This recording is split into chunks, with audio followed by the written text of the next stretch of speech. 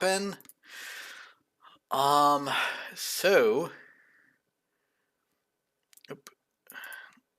can I? All right. Transform, edit, transform. Let's see.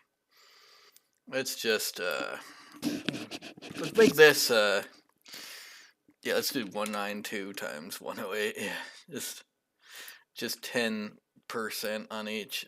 Okay. Oh, actually, let's do that by 2. So 384 by 116. 216. There we go. Yeah, there we go. All right. And now the thing I'm gonna watch is we're gonna start with I'm gonna start with yeah, we're gonna start with Ash versus Yugimoto. So yeah, this is gonna be pretty good.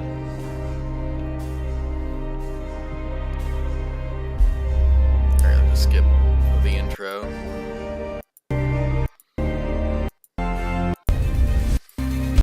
Right, Pikachu? Alright, there Ash we go. Ketchup versus Now, I'm biased Yugimoto. here.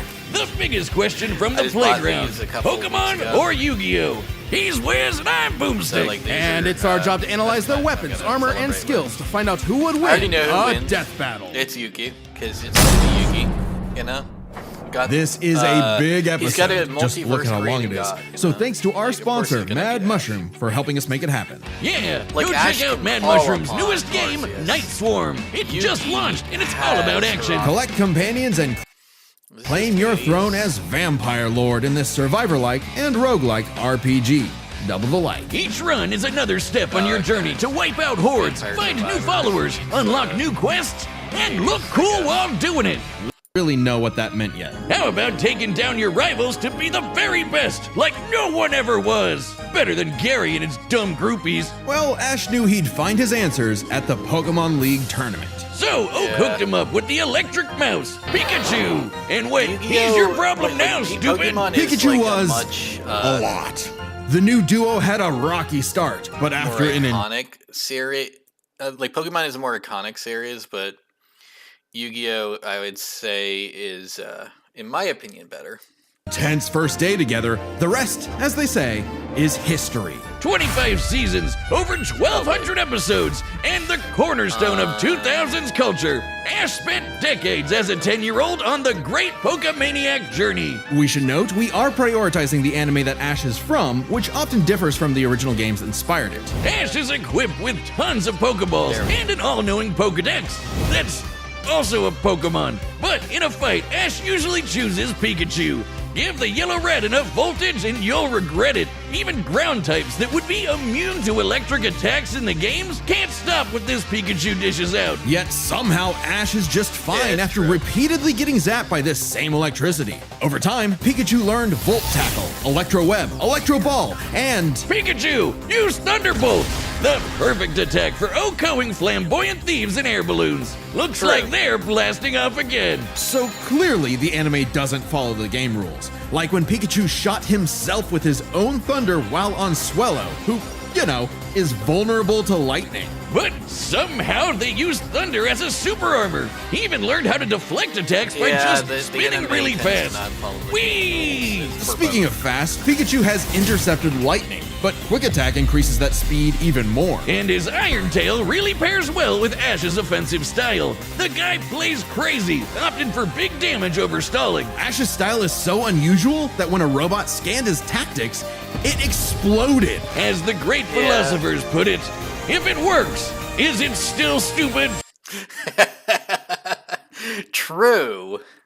I mean, if it works, it's not that dumb, right? Like, you know what I mean? Like, it worked, guys. Ash and Pikachu's bond is magnetic and brought them new allies. Misty, Brock, Serena, just to name a Oh yeah, Brock from Undertale. He's pretty powerful.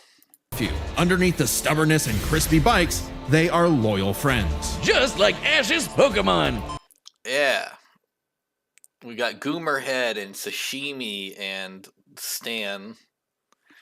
Aw, man, Stan, I know what happens in that music video. Stan, don't kill yourself. It's not worth it, man. Don't try to kill yourself and your wife because you're mad Eminem doesn't acknowledge you. Man.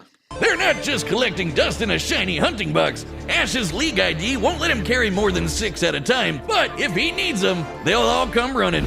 Water types I like forget if the term came first or the Eminem music video. Squirtle and Lapras are key in seafaring fights, great song, and Ash can combine their water attacks with Glalie Ice Beam. One time, his weasel got frozen while using Aqua Jet, which is fine. Now he's using Ice Aqua Battering Ram. Grass types like Bulbasaur and Torterra induce status effects and heal with Synthesis. But Sceptile's a menace. Yeah, so you got a big, scary Darkrai. Eat this Leaf Blade, Smeargle victim! Or that's what I would say if Tobias did an action replay of frickin' Latios. Give my man a win, 4Kids. Well, 4Kids just did the localization. They didn't write the show. They just get me heated.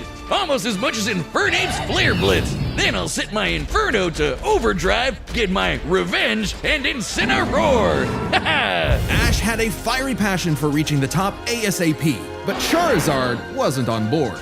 Pursuing pride over packs, Ash lost the Viridian Force for the trees and fumbled the Indigo League. Harsh lesson, but one he needed. Ash started bonding with Pokemon at a deeper level, and that friendship motivated them to dodge light speed moves like Solar Beam and Psybeam. Charizard came around too. He's the last one you want to see on the field. Even if you have a Blastoise like Gary, Ash will call for the most unexpected signature move. Seismic Toss! The people's elbow of Pokemon. Charizard's so strong, his flamethrower melts boulders. The Pokemon world is wild. Ash's Pokedex spells it out. Vanillix causes blizzards. Magikarp leaps over mountains and into space. Dusknoir pulls souls into the spirit world. Oh, and Pikachu cleared a storm as wide as an island. Gotta catch 'em all. Surfetch, Butterfree, Heracross, Scraggy, Lycanroc, Palpitoad, Torkoal, Snivy. With new regions, soar new flying types like Lycanroc, okay. One of the Gooner Pokemon at least. Pidgeot. On land, Ash has... To be fair, Snivy's also a bit of a Gooner Pokemon. Physical offense like Melmetal and Crooked... I mean, he was called Smugleaf on 4chan for so long. You know that's a porn site. And Gibble will drop Draco Meteors on anyone, but mainly Piplup. You want physical? Look at... That's the funny thing. Everyone's like, oh, it's a Nazi site, or it's a porn site primarily. Ash, this twerp somehow carried around a Cosmoem, which canonically weighs... You can go to Pol, or you can go to VD, Annie, MLP, right? like the vast majority of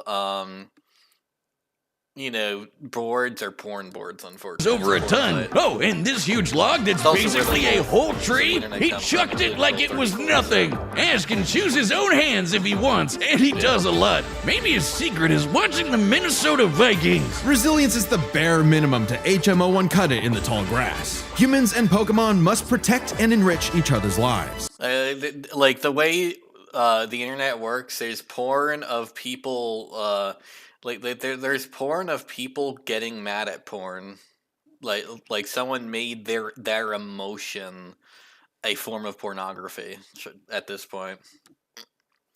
Like Mimey, the Mr. Mime back home who mind boggles you with reflect. Again, right? There's porn of it, no exceptions. Light Screen and Psychic, yep.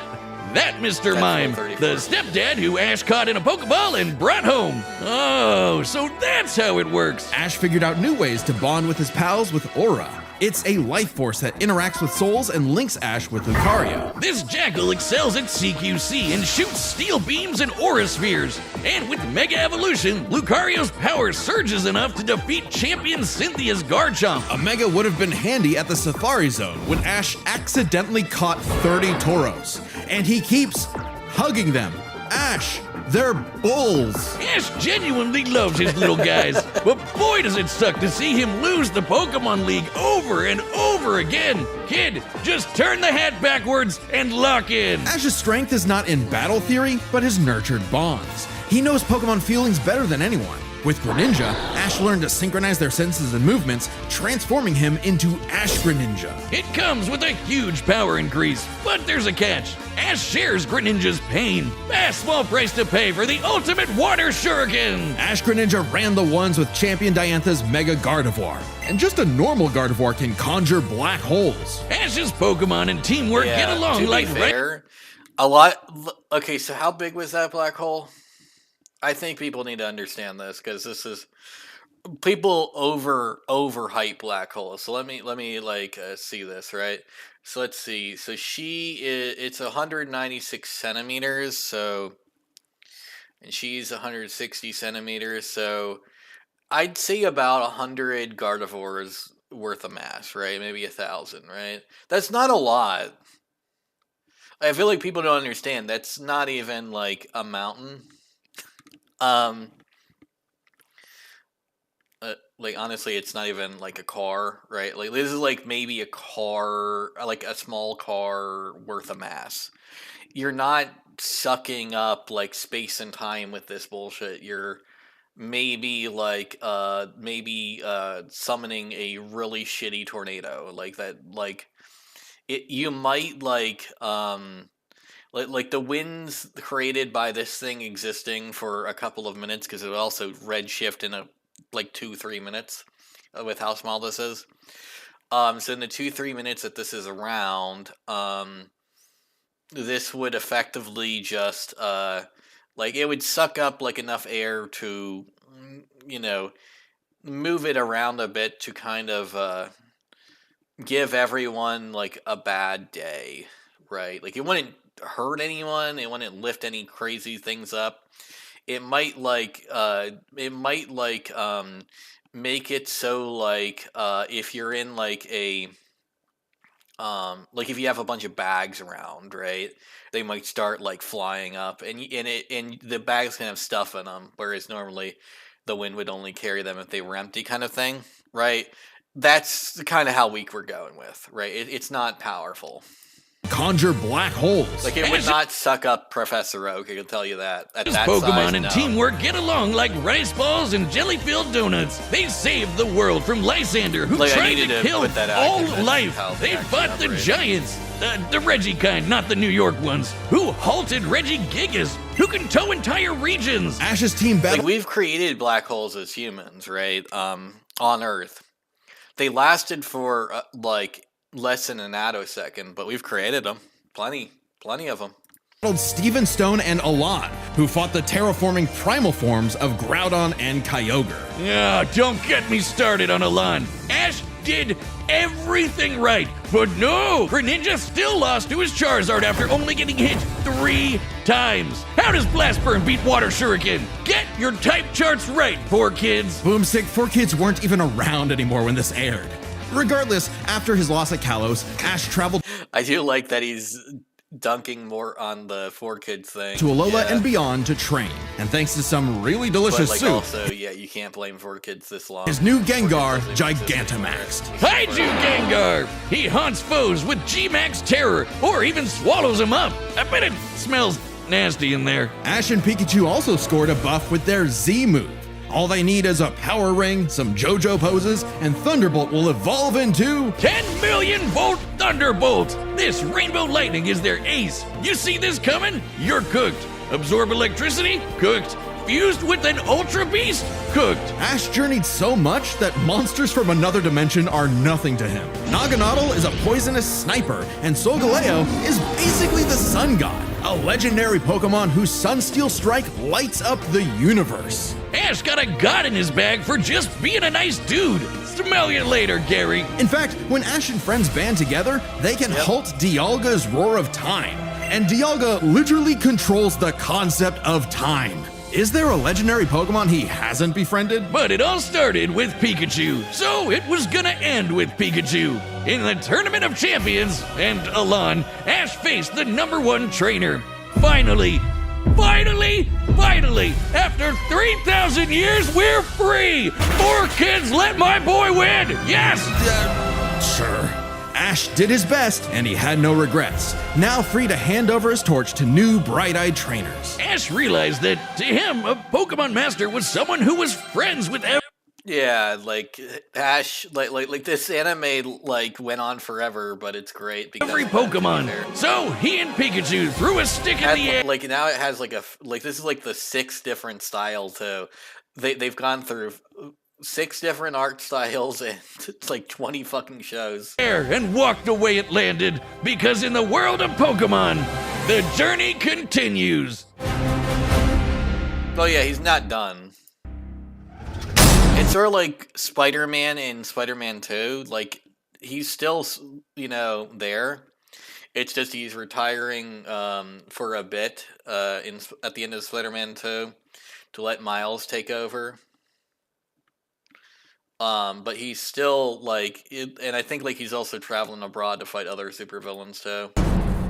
It's kind of a bit of... If you want to travel the world like Ash or look as rad as Yugi, then we've got the threads for you. This battle is sponsored. The issue with, the Spider-Man, games and movies is that we're used to Spider-Man before Avengers kind of stories. We're not really used to Spider-Man post-Avengers stories. And, it's jarring for people, but that's by Quince. You'll like this. A bunch of Deathbattle staff have owned Quince stuff for ages, so we know it's legit. Quince makes it easy to look sharp, feel good, and find gifts that last. From Mongolian cashmere sweaters to Italian wool coats, Quince pieces are crafted from premium materials and built to hold up without the luxury markup. The issue with Spider-Man is that this is totally a Kaiba fit right here. Just gotta pump up that collar. Quince makes the essentials every guy needs. Denim, chinos, down jackets, wool top coats, and leather styles built to last, just to name a few. Each piece is made from premium materials. Oh, and by cutting out the middlemen and traditional markups, Quince delivers the same quality as luxury brands at a fraction of the price. So get your wardrobe sorted and your gift list handled with Quince. Don't wait. Go to quince.com/deathbattle for free shipping on your order and 365-day returns. Now available in Canada too. That's QUINCE.com/deathbattle. Free shipping and 365-day returns. Quince.com/deathbattle. Alright, their sponsorship. I'll just let him play. Many a theorist have tried to solve the mystery of ancient Egypt. What was the secret to such a glorious civilization? Well, the secret to the glorious civilization was that Atem was super duper pooper scooper Saiyan god, Time travel? The divine hand? Aliens? Nah, they were gamers. Egyptians played games with sorcery. These magical ceremonies punished dark hearts with swift death. The Shadow Game. No, Wiz, they were banished to the Shadow Realm. Wink. Sadly, the way of the Shadow Games was lost across time and the pieces of the Millennium Puzzle. It's said the one who solves the puzzle would pass judgment on evil. And in the modern day, Yu-Gi-Moto reassembled it and wished for a friend. Yu-Gi-Oh! Turn that jam up! Yugi was a shy kid that helped run his friends with Bobo. Right? That's true. He is friends with Bobo, right? And Pop's Game Shop. But little did he know. Remember, the sunglasses represent the space between Bobo and Bobo. That completing the puzzle would link his spirit to an ancient pharaoh. Yami, always willing to lend Yugi a hand and always on demon time while doing so. He's anime Jigsaw. Yami wants to play. It's Bobo and Bobo, right? Those are there's a pair of sunglasses in between the space between Bobo and Bobo. A Shadow Game. Whether it's Brittle Air Hockey, Mario Party with Chloroform, or the game that would take his world and ours by storm, Duel Monsters. It's a summoner's war. Time to send monsters to the graveyard and take your foe down to 0 life points. When Yugi's grandpa was kidnapped by the deranged CEO, Seto Kaiba. Oh yeah, Seto Kaiba. He had one of these things. Yugi knew it was time to knock him down the only way he knows how, playing a children's card game. And for his L, Kaiba was given a penalty game. Lose or cheat against Yami at your own peril. With the puzzle, Yami can punish you in some seriously messed up ways. Illusions of being set on fire, swapping your soul, or... There's even a couple Link monsters and a Ritual monster. I didn't know. The infamous Mind Crush. The Millennium Puzzle does far more than force hallucinations. Them, yeah. It brings monsters to reality, forms barriers, manipulates probability, and seals away spirits. You can't buy this. It and yeah, Mr. Izat. Hello, Mr. Izat. 6 other Millennium items are juiced up by gold. Despite Yami's retribution, Yugi wasn't aware of this darker half. Yami had amnesia, so he didn't know himself either. But after a run-in with enemy Millennium Ring user Dark Bakura and some seriously hardcore LARPing, Yugi and Yami learned each other's shtick and made the dynamic duo. With friends Taya, Tristan, and their left leg Joey, Yugi and Yami were ready for anything. Because Yugi had a great early deck. Monsters for offense, spells for effects, and traps for setups. Nice. Oh, and Exodi... Oh, there they go. Okay, if Yugi's deck is so good, why isn't it the meta? Put me in, coach. Face my 2,000 card deck. Don't be too quick to judge. Yugi's a very clever strategist. His style works best at maximizing the use of so-called terrible cards. Yeah, cool story, Wiz, but yeah, so-called. What's he gonna do about the 3 blue eyes Kaiba's got aiming at his dome? Simple. Summon the monster card Karibo and have him multiply. With a 1,000 strong Yeah, like the bottom right is just should already tell you how this is gonna go, right? So Ash is friends with Arceus. Yugi Moto has Hirothki. It's over. It's over already. Each shield, a dragon's breath is a gentle breeze. Well, okay. Didn't know. Like anyone who thinks it's not over after that, it's over. Yugi had that dog in him, but I'm about brute force. Buster Blader and Celtic Guardian are sick, nasty swordsmen. Summon Skull shoots bolts of lightning, and the giant.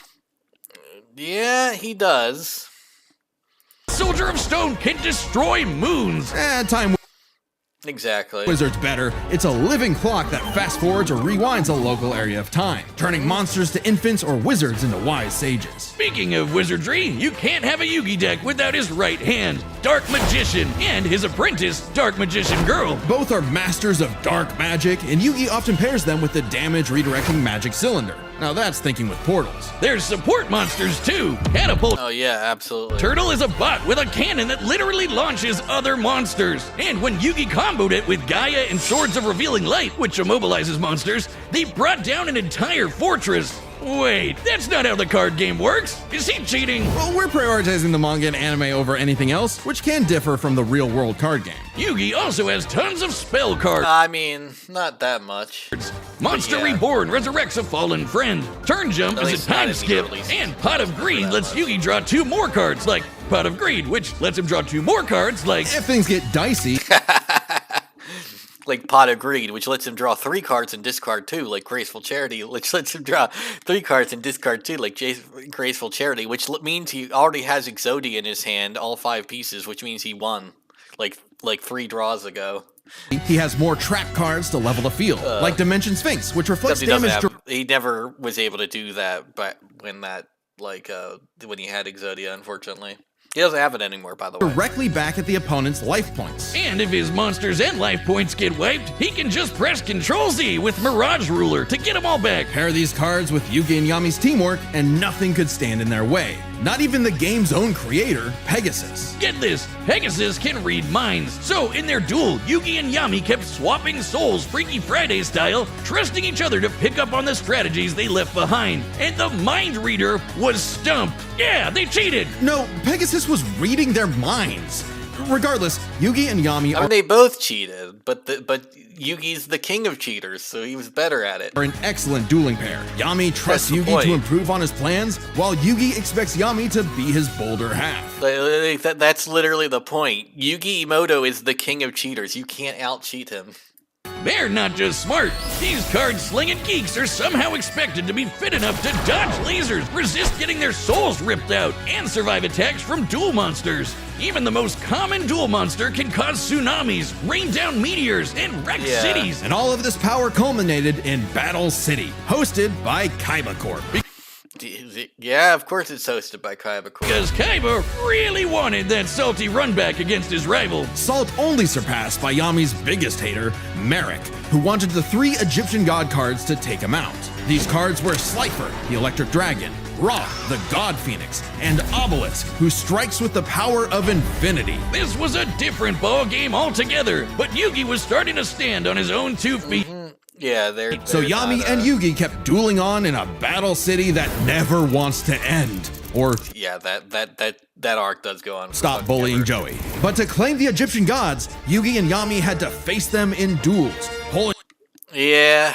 off some it gets all ridiculously free. high IQ plays. When battling Slifer, they used a handful of weak cards to create an infinite combo of attacks that went past the god's limits. And later, Yugi combined Dark Magician and Dark Magician Girl's magic into Black Burning magic, promptly defeating Ra. This ain't new for the magicians. In the movie Bonds Beyond Time, they did something similar against Paradox. It's kinda crazy that together, the magicians can defeat the 10-star gods, which are way stronger than mid-tier monsters that are 5 to 9 stars.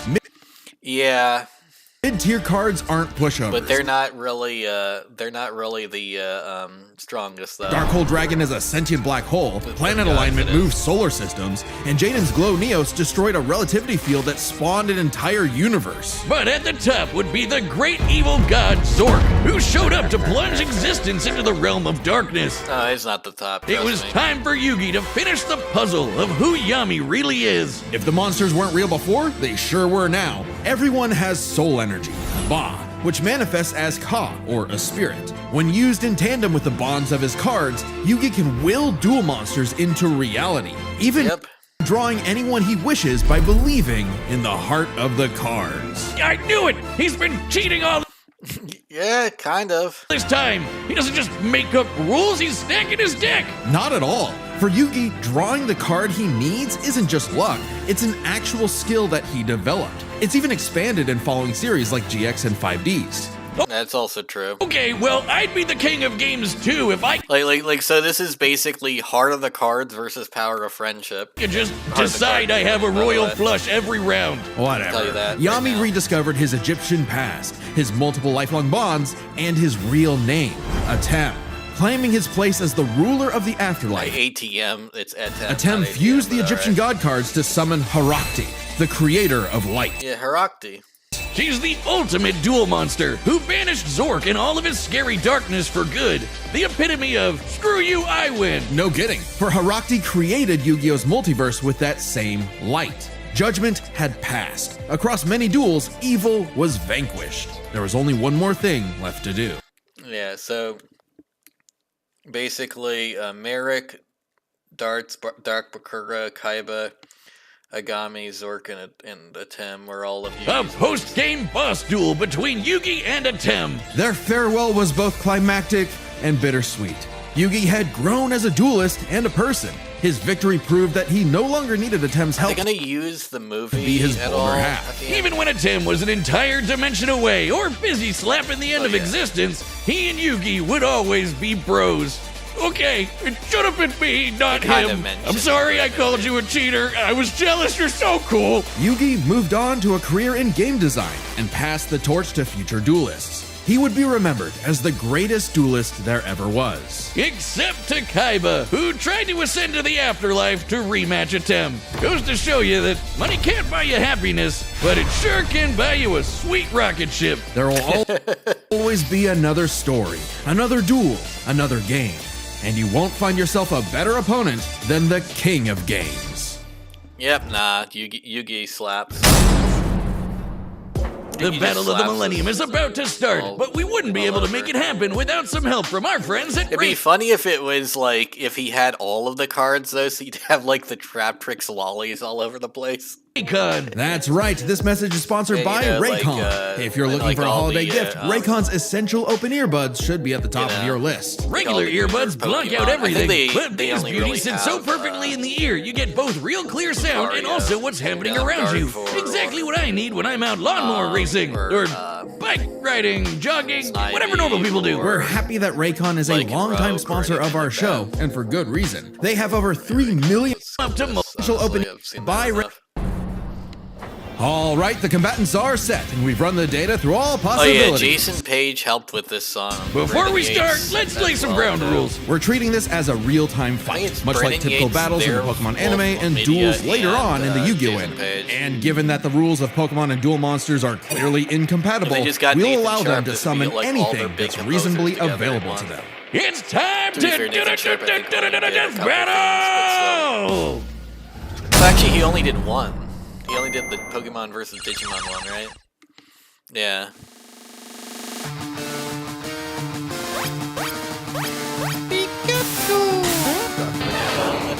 Okay.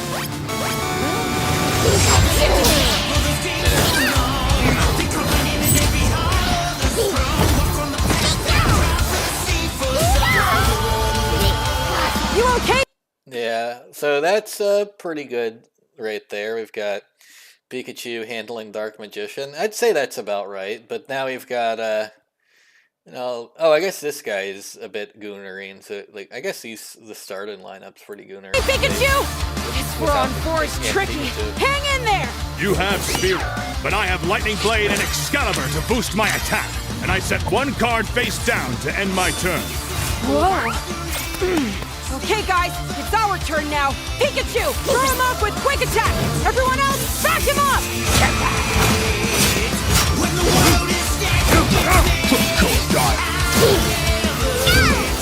Great job! Now, Thunderbolt! Don't get ahead of yourself. You forgot about my face down card. Rise! Dimension Sphinx! Oh, yeah.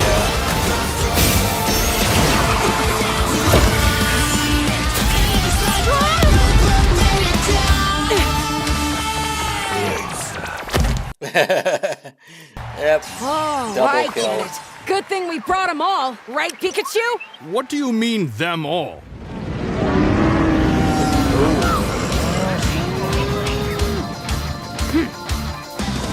Oh, shit. Charizard! I choose you!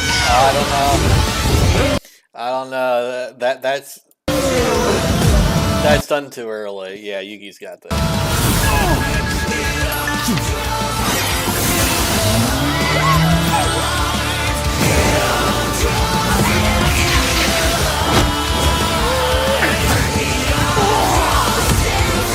Yeah, I'm doing a luchador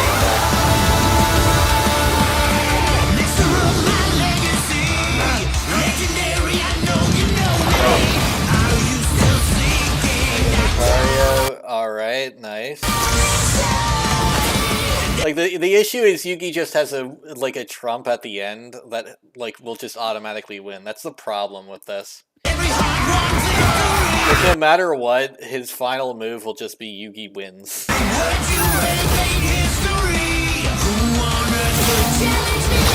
Like as soon as they brought up that he has Hrothgar, like it was over.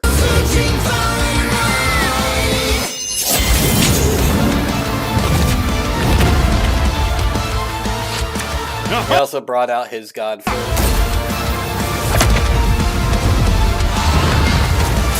Like the only way that Ash could even win, there is a way. But it would be if Arceus decided to help him out. But I feel like that would break the outside help rule. And so that's the only way he could win. Like if Arceus shows up, Arceus is more powerful than Hrothgar. But that's the only way.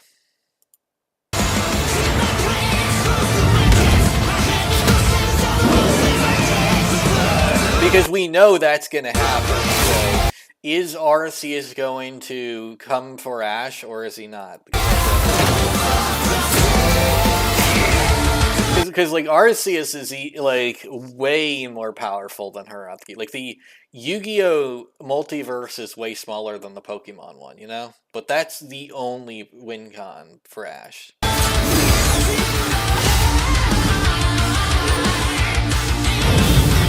Ooh, a Gengar.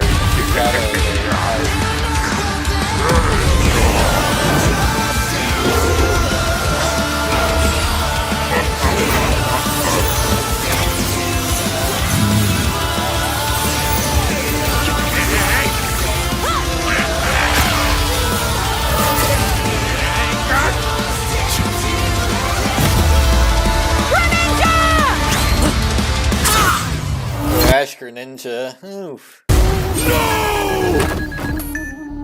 Oh, he's not at 0. I'm sorry, partner. Don't But he's worry. close. It's my turn now. Alright. This is where we decide, okay? Does Ash get Arceus? I just need to believe in the heart of the cards. Oh, right, because he had no cards, he gets to draw 5. I forgot about that. Alright, Monster Reborn, Dark Magician Girl, the other 2 gods. Oh, yeah, it's over. Who's that Pokemon? Haruki, Goddess of Light! Haruki, yeah. This is it! Magician! Okay, does Ash get Arceus right now? This is the moment. If he does, he wins. If he doesn't, Yugi wins. This is it. Flash burning magic! Haruki! Joser!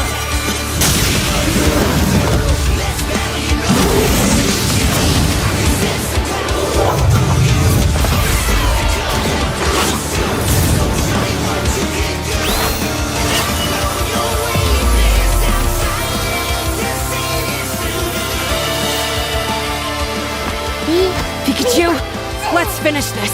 Together!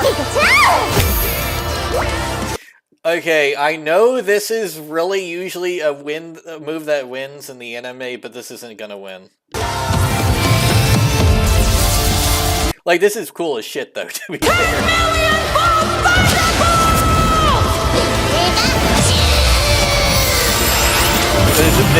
This isn't gonna do shit. You activated my trap card!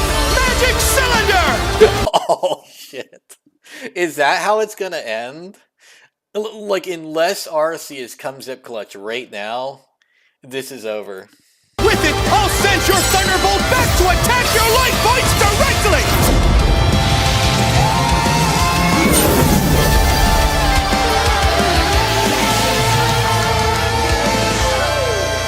Okay. Does Arceus revive him right now? Because, Arceus, you really should be coming clutch right now. I'm just saying, you're supposed to be his friend, and this is what you're letting your friend happen?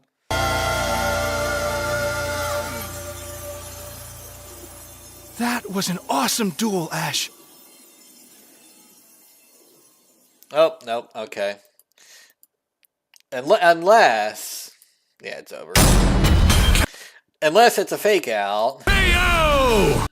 Let's see. Oh, my child! Yeah, it's over, okay. Good. Whiz, quick! I need your tears! We can save him! It would be funny if they did that as a fake out, because again, Arceus alone is more powerful than everything in Yu-Gi-Oh, right?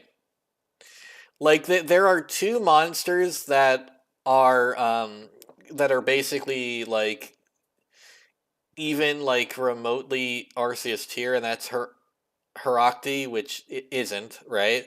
And Exodia, which he doesn't have, right? And even then, Exodia is less than Haruki, because Exodia wins the duel, Haruki wins the match, right? Exodia's thing is that, like, compared to all the gods that they had at the time, because Haruki wasn't summoned until, like, the end of the show, right? So they never summoned Haruki before, is, like, one of the things, right? So Exodia, of course, was, like, this uncontrollable monster that effectively obliterated the opponent to nothing but ash whenever he was summoned, right? And so they would, of course, trap him into 5 pieces. He separated his body into 5 pieces and put them all around the world, right? That's the entire point of the card, right? And that's why there's 5 pieces. So he was so powerful of that, but like Herakti is even more powerful. So like Arceus is more powerful than Herakti, but that's the only Pokemon that is even on that tier. Like the Egyptian gods are already more powerful in general than any of the other legendary Pokemon. There's a lot to this, so let's break it down by experience, strategy, and monsters. Starting with experience. Like, you could say that Ash's bond with Arceus should have something, but apparently it doesn't. So. Both Ash and Yugi have risen to the top, beating the best of the best, and traveled all over the world. But Ash traveled more, was in more tourneys, and saved the world way more often. And just oh yeah, absolutely. I mean, this is just Ash being in more series. Like, if Yugi Moto was in all of the series, it would be the same, but I'd say, like, this would be a tie normally, but yeah. Despite what people say, he wins a lot. Even Atem's stint as the Pharaoh doesn't tip the scale. Yeah, Ash basically always fumbles the last game. He never really fumbles that much. Since he wasn't in charge for very long. Plus, Pokemon evolve over time, literally and figuratively. Granted, Atem basically wins all but like 3 duels, I think, in the series. Yugi's deck is obviously adjustable. The cards are unchanging, unable to grow like Ash's Pokemon. So Ash wins in experience, but when it comes to strategy, he's a wild card. He's skilled at improvisation and using the environment to win. Even machines cannot comprehend his tactics. But the same goes for Yugi. Gotta remember, Yugi and Atem's teamwork is second to none. They're masters at exploiting weaknesses, setting up tricks, and surprising foes with so-called weak cards. Both could likely adjust to each other's unpredictability, so a Dark Horse-style win was unlikely. But Ash's secret weapon is his bond with his Pokemon, boosting their power. I'm not just talking about Pikachu. His power of friendship invented an evolution for Greninja. That's crazy. Ash's trust in his Pokemon knows no limits. Oh yeah, absolutely. Like, Ash Greninja is just... that's just fan fiction power right there, to be fair. Silly as it may like, outside of Digimon, you don't really see too many monster catchers do that kind of bullshit in anime. I have to say in anime because obviously Persona exists. sound, Yugi trusts his deck in the same way. I mean, legitimately, Persona 5 is the epitome of that bullshit. Of the cards is real, and Yugi is determined to support his monsters with spells, traps, and buffs. Look at his like just summon the angel of vengeance, Satanael, otherwise known as the one who opposes the false god against a literal false god, and one-shot him with Satanael of like he who opposes the false god, right? Where I get that from is Satan, which means to oppose, which means false, and El, which means God. So it's he who stands in opposition to the false god. That's what Satanael means, and yes, that is what you do in Persona 5 at the end. Duels with American Paradox, where he bolstered his weaker cards to take down gods. With Ba and Ka, his bonds with his cards manifest them into reality, not so dissimilar from Ash Greninja. Yeah, Ash has aura, but he never mastered it. And specialties like Mega Evolution and Gigantamax, while awesome, only work with specific Pokemon. Yeah, that is true. They only work with like 5 or 6 that he has. And since Ash focuses on offense far more than support, Yugi could control the pace of the fight with cards like Swords of Revealing Light and Magic Cylinder. But I know some of you are asking, what if Ash threw hands? The kid's strong enough to chuck trees and lift baby gods. Just punch him, man. Well, Yugi's similarly tough, and the Millennium Puzzle can make shields, steal ghosts, cast illusions, and mess with minds. Yeah, Yugi Moto is like a warlock kind of character. Ash actually tried to punch him, it'd be Mewtwo all over again. It's a close call, but Yugi... I think Ash has gotten stronger since that movie, but even then, yeah. Like, I don't think he would hurt him by doing that. is what I'll He say. takes the edge in strategy. So it all comes down to the monsters. Yugi had a slightly larger pool of monsters, but Ashes can clear out island-wide storms, fight terraforming beasts, and are stronger than the black hole summoning Gardevoir. However, Yugi's can Yeah. rain down meteors, compete with larger black holes, and even the mid-tier scale to Glow Neos, destroying that relativity field with a universe. And Yeah. Herakti created Yu-Gi-Oh's whole multiverse, surpassing even Solgaleo's Sunstill Strike and Dialga's Roar of Time. And Yugi had more than just monsters on the field. Ash's strength was also his weakness. His power was evenly spread, reliant only on his remaining Pokemon. If Mr. Mime faints, no more psychic barriers. If he lost Lucario, Mm-hmm.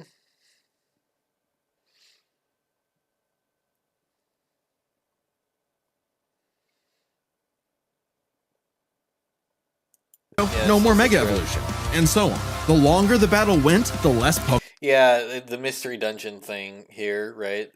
Like, they could do it, but most likely wouldn't happen. Pokemon Ash had, and he did not have a reliable way to bring them back.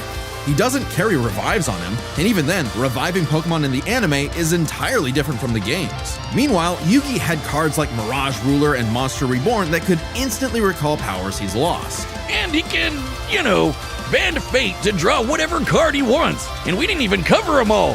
Really, Yugi's deck has no pathetic cards. Exactly. But it does have the stoppable Exodia. Yugi's versatility and power swept Ash's Possible. options, giving his monsters the lead. He just needed the right moment to knock Ash stone cold. That was a good attempt at a pun, Wiz. You might not think it's Pharaoh, but Ash got Yugi owned. The winner is Yeah, like, just remember, he has no pathetic cards because he has no cards, right? My pathetic grandpa's deck has no cards, Kaiba. But it does have the stoppable Exodia. Yugi Moto. Possible.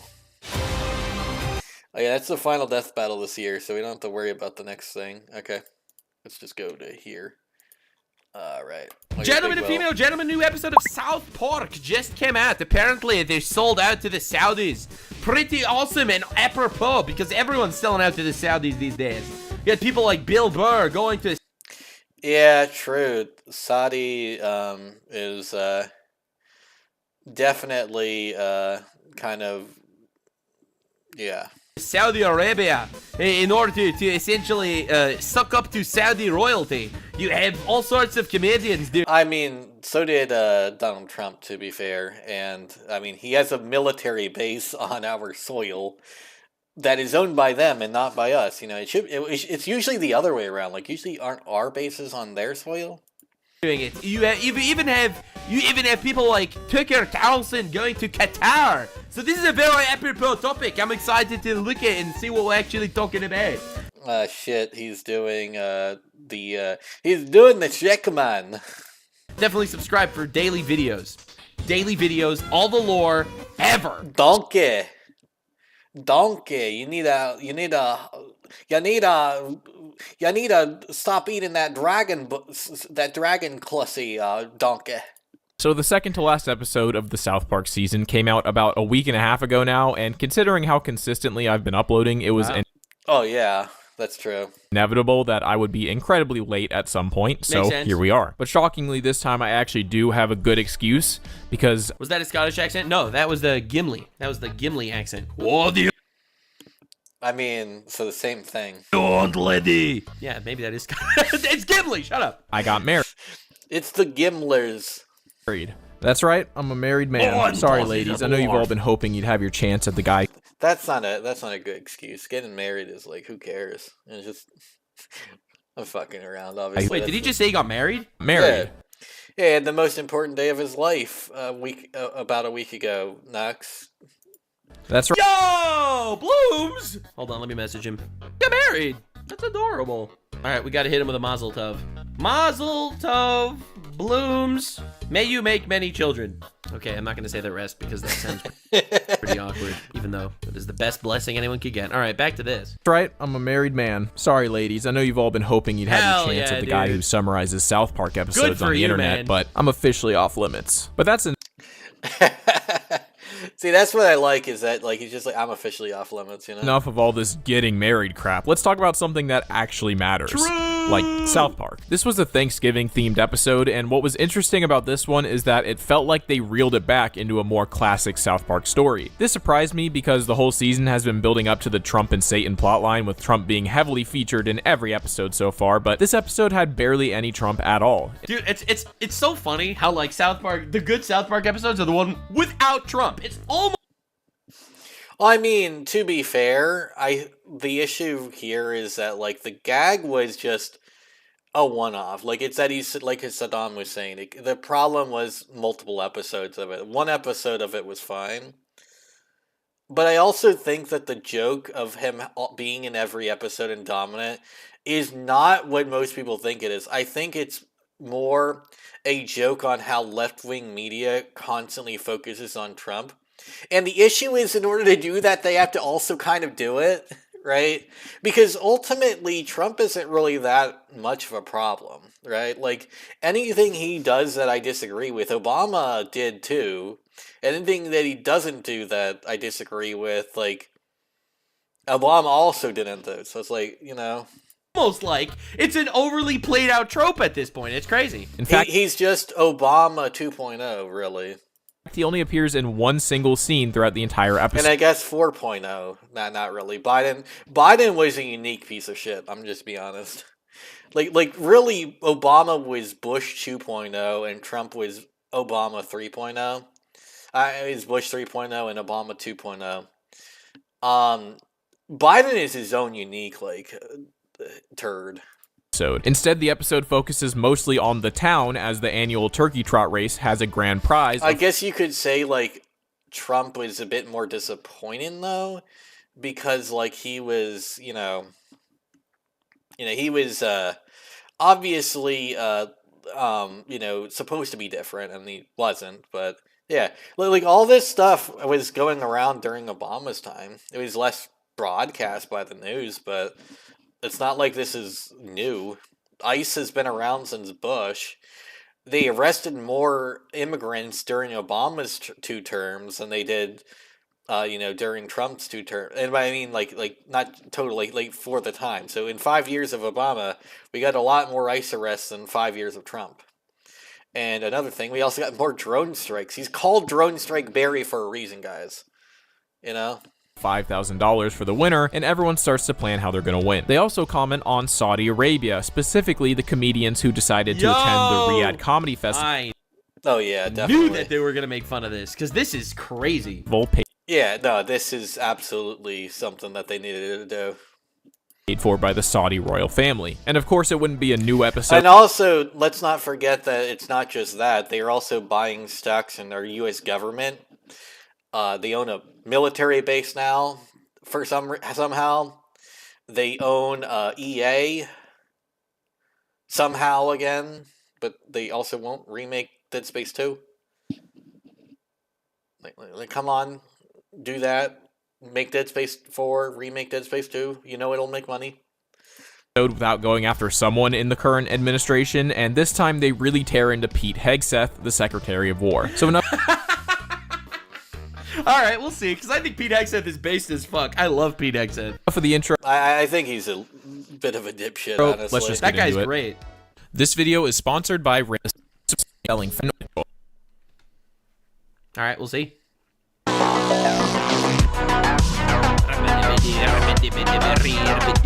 Blood money. The episode opens with a city council meeting discussing the plan for the annual turkey trot. They're trying to find a sponsor, but with the economy in its current state, they're having a lot of trouble. We also get to see Mr. Mackey in his new job as a custodian, which was a funny way to show what he's been up to since quitting from his position at ICE earlier in the season. The group Oh yeah, true. does end up coming up with a sponsor who might be willing to help, and we find out who exactly that is in a commercial. Southpark Turkey Trot, sponsored by Saudi Arabia. Yeah, definitely. Absolute cinema. Absolute cinema. Why is Saudi Arabia sponsoring all of our things? Yep. This was definitely one of that language too. my favorite parts of the episode. So one of my favorite things they used to do in old South Park is when they would make fake commercials for stuff. It's something they don't really do that often anymore, and the fact that they did it in this case was perfect. Hell yeah, it really dude. reminded me of old school South Park a lot, especially with the song in the background playing Arabic gibberish the whole time. It really took me back to the golden age. Disparaging remarks towards the Saudi royal family are strictly prohibited. Yep. And of course, the That's how it irony works. of an event centered around Thanksgiving, a strictly American holiday, being sponsored by Saudi Arabia That's was cinema. just That's actually perfect. Absolute cinema. That's perfect. cherry on top. Now, if you somehow don't know, as I mentioned, this is in reference to the fact that Saudi Arabia has really been pushing to expand their entertainment industry, investing heavily into everything from the UFC to golf to Formula To One, Mr. Beast. esports, theme parks, pretty much any Oh yeah, esports is a big one. aspect of entertainment you can imagine. Not enough. Mr. Beast. All right, Mr. freaking Beast opened a giant amusement park in Saudi Arabia. Saudi Arabia.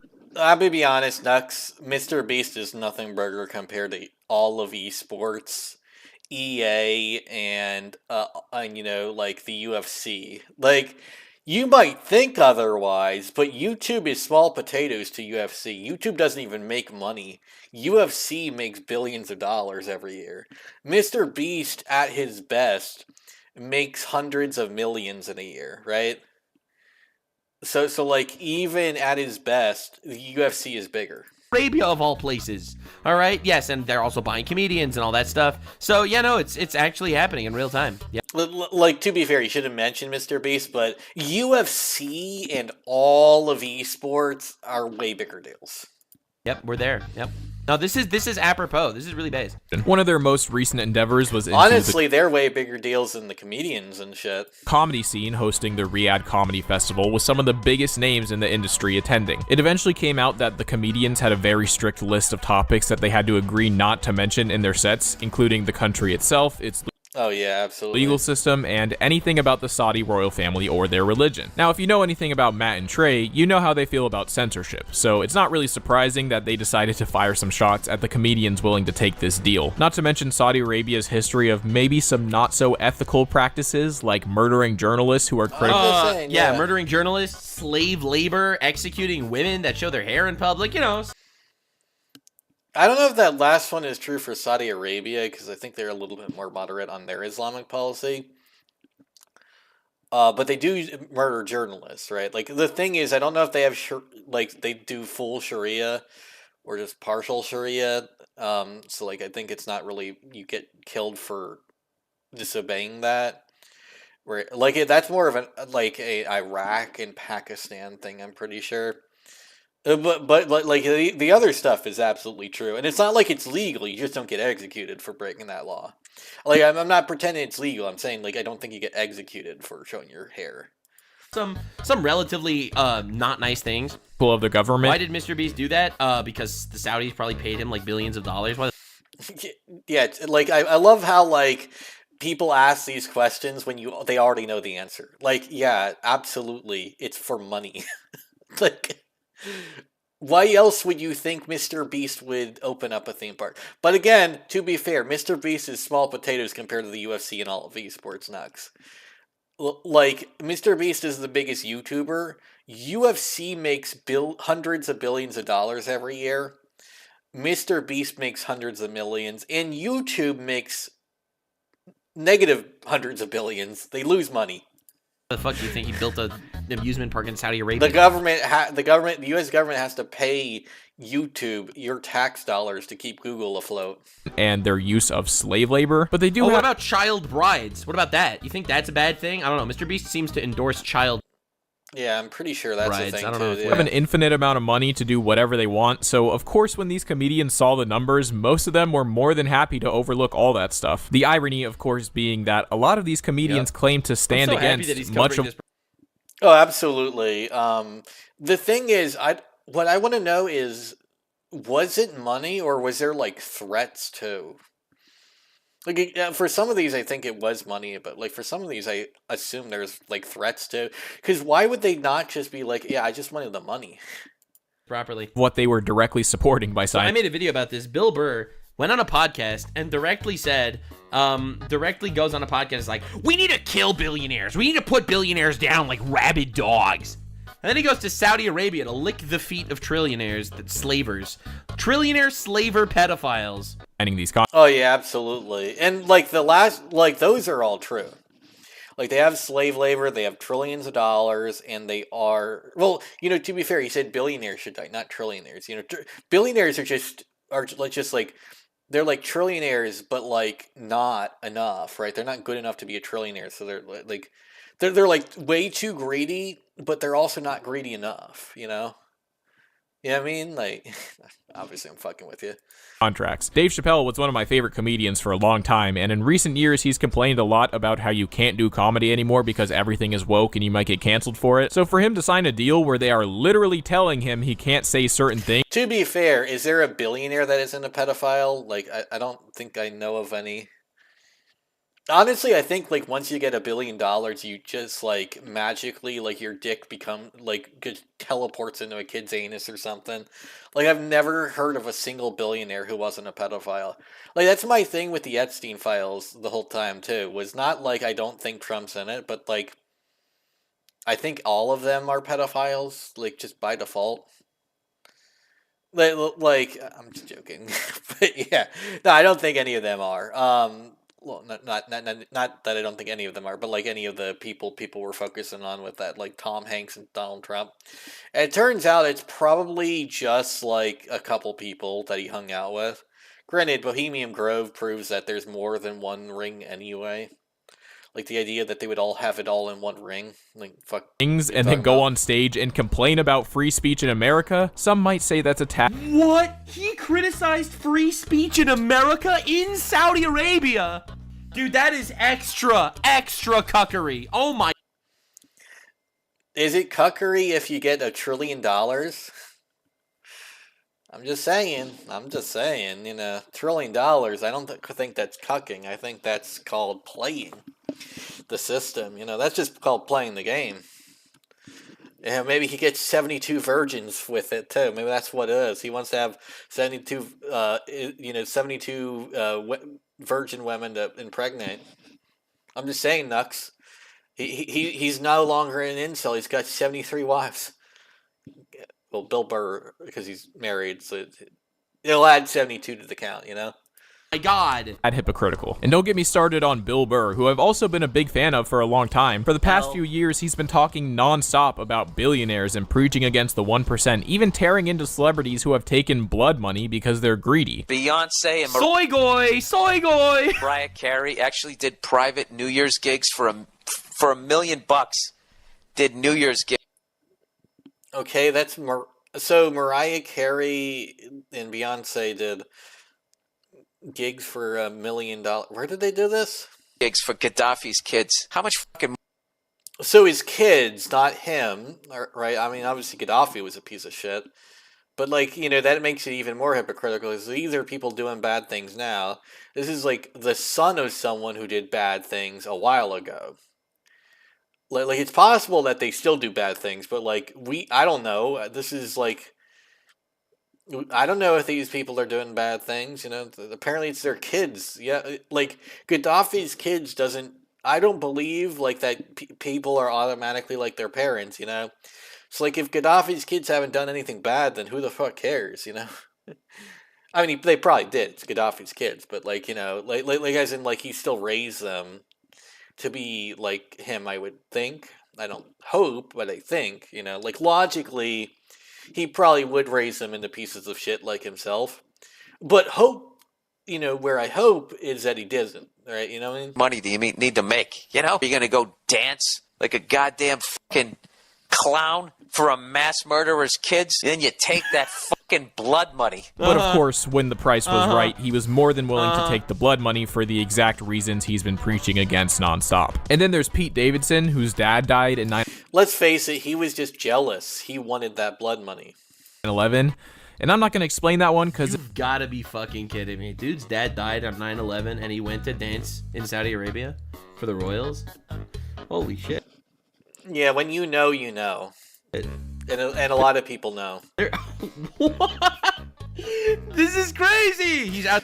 So, for those who don't know, Saudi Arabia helped fund a lot of Al-Qaeda a lot of parts of Al Qaeda. So like they didn't do 9/11, but they also helped fund the people who did, which is also pretty bad. I mean, granted, so did the U.S., but that's beside the point. I mean, that's literally the one part of 9/11 truth that, like, is true. Like, actually truth, is that the U.S. had part of 9/11. It objectively did. It wasn't an inside job in that we didn't partake in it. We didn't want it to happen. But it did happen because of our inaction.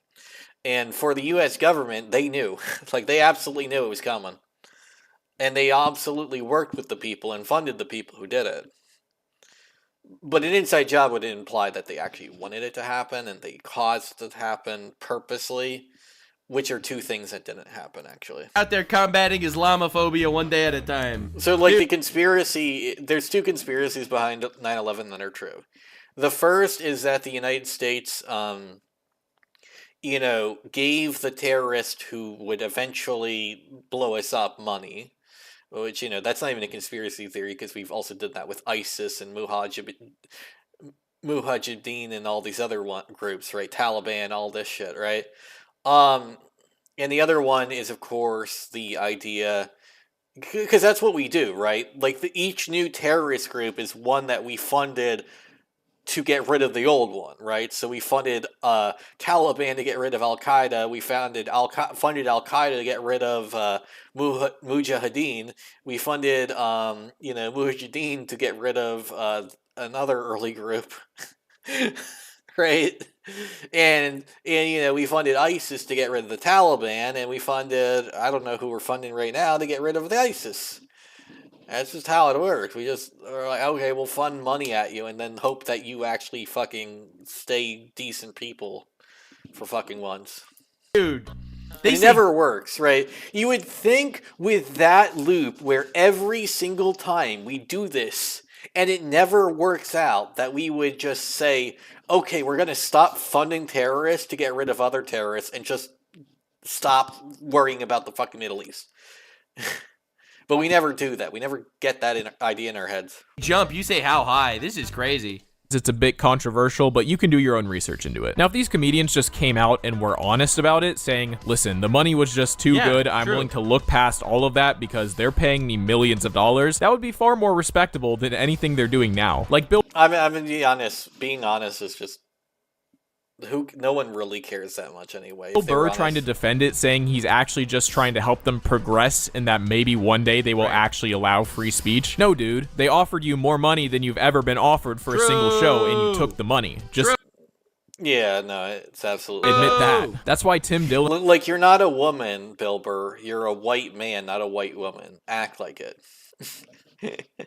Be like, yeah, I took the money because I'm a greedy fucking white man, right?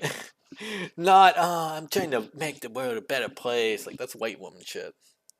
Dillon's response was my favorite because he was 100%. It's not really, but like you get the idea, right? The whole white guilt. I'm just trying to help everyone else. That's white women. Honest, and that's so much more respectable. They're paying me enough money to look the other way. Do you understand? No, of course I am. Everyone should be doing it. Everyone should be getting every dollar they can. This has been my consistent position for my entire life. To be fair, that has always been like his thing. So, it would be not just dishonest, it would also be like out of character. They execute. Have the comments in front of me. Now, maybe he should have waited till after the check cleared to share his... He absolutely should have. Honestly, considering it got him fired from the show, and ironically, his firing just proved how strict they actually are about their censorship. But regardless, he's just saying what all... I mean, the fact that his jokes were actually pretty funny, these comedians are actually thinking. Anyways, this was a video about Southpark at some point, so let's get back to that. I don't know, I don't know why they did that, because his jokes were hilarious. Like, they should have let him stay. Hear about the grand prize. That was pretty fucking funny. Yeah, of course, take the fucking money. I'll do anything. Let him kill half the people there. Willing to take the money. If anybody's gonna get money from Saudi Arabia, it should be us. Cartman proves to be the mastermind behind their team, as he claims to know fucking whores dancing in Saudi Arabia. It's still shocking that they did that. Exactly what they need to do to win. I know a way to give our... Well, yeah, that's also true. The fact that they had that I mean, maybe there's some changes there, because that would not normally happen, I can tell you that. An optimal winning advantage. Token! Hey, man! That's another thing I really liked about this episode. This is just classic Cartman being Cartman, and it works super. You just bring the black guy in because he's athletic. I like that. Well, Cartman continuously guilt trips Token until eventually he agrees to join the team. Meanwhile, the cops keep getting calls from the president demanding that they release Peter Thiel, who they still have in custody. But when they refuse, the president sends in Pete Hegseth, the Secretary of War. Hey, what's up, guys? This is Pete Hegseth, the Department of War! We're here to infiltrate this police station and extract the POI! Now, I'm gonna be honest. Except last I checked, he hasn't done that. I don't know a lot about this dude or what this... I know about Pete Hegseth. Pete Hegseth is a Giga-based, Crusader-style, old-school go. I mean, if you want to go on Crusader style, sure, but historically accurate Crusader and not where the Crusaders just lost like 7 of the 9 Crusades because they attacked their own people more than the Islamic terrorists around them, and ended up losing 7 of the 9 wars, and the 2 that they won were kind of just reclaiming land they already lost because they kept attacking their own people instead of the Ottomans, the Muslim invaders. Yeah, that's the thing that happened, by the way. That's why they lost so many of the Crusades. They were retarded.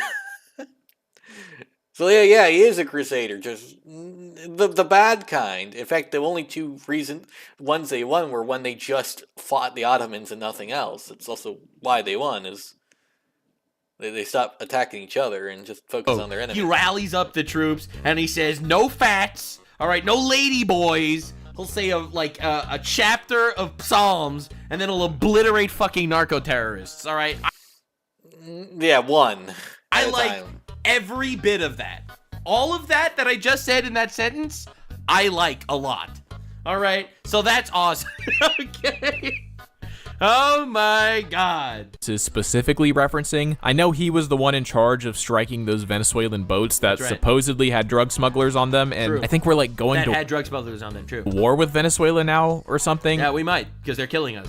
I don't know, dude. I've been trying to actually go outside a bit more often nowadays, so honestly, haven't been keeping up. But looking through his Twitter pages, I did understand why they portrayed him like this. I mean, this dude makes a lot of videos for social media talking about what the Department of War is doing. In the episode, he's shown to be this pretty pathetic dude just role-playing as some kind of war general. And like I said, I don't know that much. I mean, to be fair, they do shit on everyone. I don't care. I don't care that I like Pete Hegseth and they make fun of him. I just wanted to make fun of him, coolly. At least make fun of him in a funny way. Well, I mean, they are. This is who he is, actually. If you think he's not, you should actually wonder, why did they only get 1 boat? Why is it that they only got less than 1 million illegal immigrants out in a year? Why is it that 3/4 of that less than 1 million that left because the economy sucks instead of, because, they actually got arrested? Right? No one ever talks about the fact that people who leave are leaving because they can't afford shit here. So, the American dream is dead for them, and that means it's also dead for us, which means that there's no American dream left.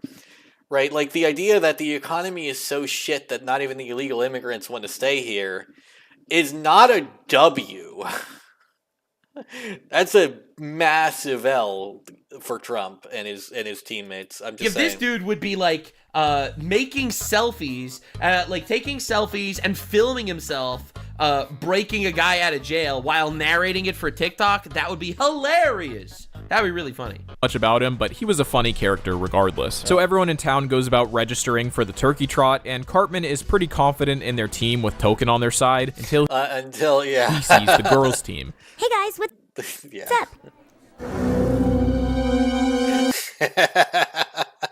I love that. We then get a look at some of the content from Pete Hegseth, where he talks about how badass they are and how they're going to do what needs to be done. See, that's a good bit. I like that. However, they should have used the shake weight, though, not just the regular weights, the shake weight. Content is interrupted when the president calls him. For whatever reason, I always thought, because I heard about that on Cartoon Network. Not Cartoon Network. I heard about the shake weight on Comedy Central. I thought that it literally was a joke item. It was not, right? Like, I thought it was like, you know how, like, Adult Swim has all the fake commercials that air between things? So, like, you'll have the neck basket and the, what was it, like, the chimp mail, or no, it was male chimp or whatever, or was it male shrimp? One of the two. And stuff like that, where, like, they have all these joke companies that are kind of vaguely based off of real things and companies. But like that's like a thing. So I thought like Comedy Central also did. No, the shake weight was real, and South Park had to make fun of it a couple months later. To remind him of what he actually needs to do. Don't just make a bunch of content. Like, actually go and do something. Be sure to like and subscribe, guys. Yes, sir, Mr. President. I will make this town pay. The morning of the race, Cartman finds out that Token bailed on the team because it's sponsored by Saudi Arabia and he just can't support them politically. He tries to convince Token to race through his classic Cartman manipulation tactics, and he had some pretty funny lines that felt a lot like they were making fun of the excuses that some of those comedians tried to give. They're trying to be progressive, okay? If Saudi Arabia Yeah, they're going like it's 1-to-1. What are you is talking out paying about? for sporting events, they're not out hacking up reporters and inviting Pete Davidson to come do comedy. True. Token is busy. Oh, specifically Pete Davidson. Busy playing Arc Raiders, so he just completely ignores True. Cartman. So Cartman every minute, like this is gonna be like the next Bill Burr excuse. Every minute that I am doing a show in Saudi Arabia and they're laughing at my jokes is a minute that they are not executing gay people. Huh? Have you considered that? Except for the fact that they can just do both at the same time. Goes They for can the- multitask, Bill Burr. Believe it or not, they are capable of mentally figuring out how to do two things at once. Last resort and decides to steal his Xbox 360. I'm sorry, but how is Token playing Arc? I love how this is like the thing where he gets most pissed off about. But yeah, it is kind of funny that like every console has its own shape with Xbox. So it's like the current Xbox is like a box, right? Like you know those box computers. It's like that. So I guess it's like a GameCube shape kind of thing, but like with the weird fan shit at the top. Raiders on an Xbox 360. I'm pretty sure that game isn't even on last-gen consoles, let alone 2 generations ago. Trey Parker is a pretty avid gamer, too. There's no way he doesn't realize that the 360 hasn't been supported in years. I don't know how this made it through. I mean, there are Xbox Ones that are white, unless they said it was a 360. I don't remember them. I didn't hear them. I didn't watch the episode yet. So anyways, the turkey trot starts, and Pete Hegseth watches They're on owned by Paramount, so I can't watch them on most platforms. That's the issue. horror, believing that they're being fired upon, and of course, not actually doing anything besides making content. There's an uprising here, some kind of insurrection. Be sure to like and subscribe. This bit reminded me a lot of Randy back in Season 12 in Pandemic 1 and 2, when he's doing the Cloverfield parody and over-dramatizing everything. Just figured I'd mention that. But he shares his plan of action with his troops, which, once again, doesn't involve actually doing much of anything. 3rd Battalion, you'll be posting up here. I want you posting on Instagram and Twitter. However, he's Shit. interrupted when Christy Gnome and Ice show up, hearing that there's a civilian All right. uprising, and they're not gonna... By the way, that's actually like the thing.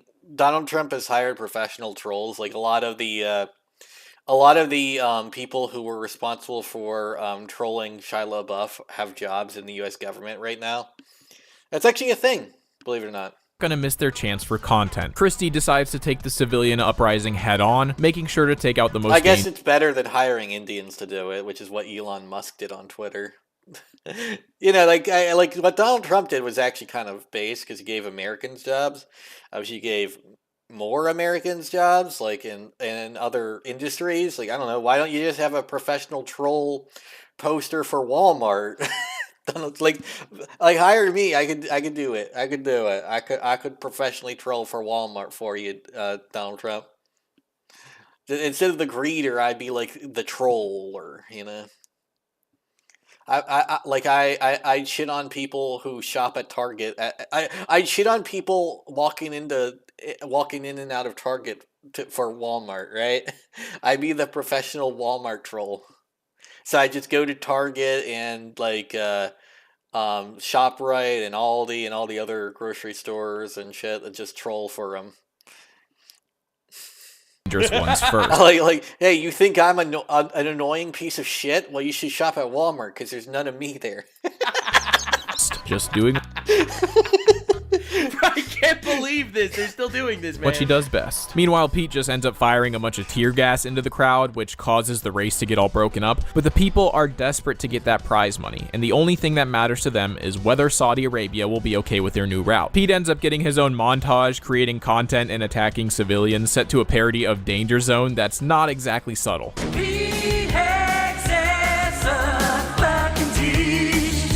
And while all of this is going on, Yeah, true. Right. Cartman ends up leaving. Again, I told you, I like Pete Hegseth. I think he's doing good shit killing narco-terrorists. I don't think he's really doing enough for it to be called good shit. Like, he blew up a boat, and apparently that's it.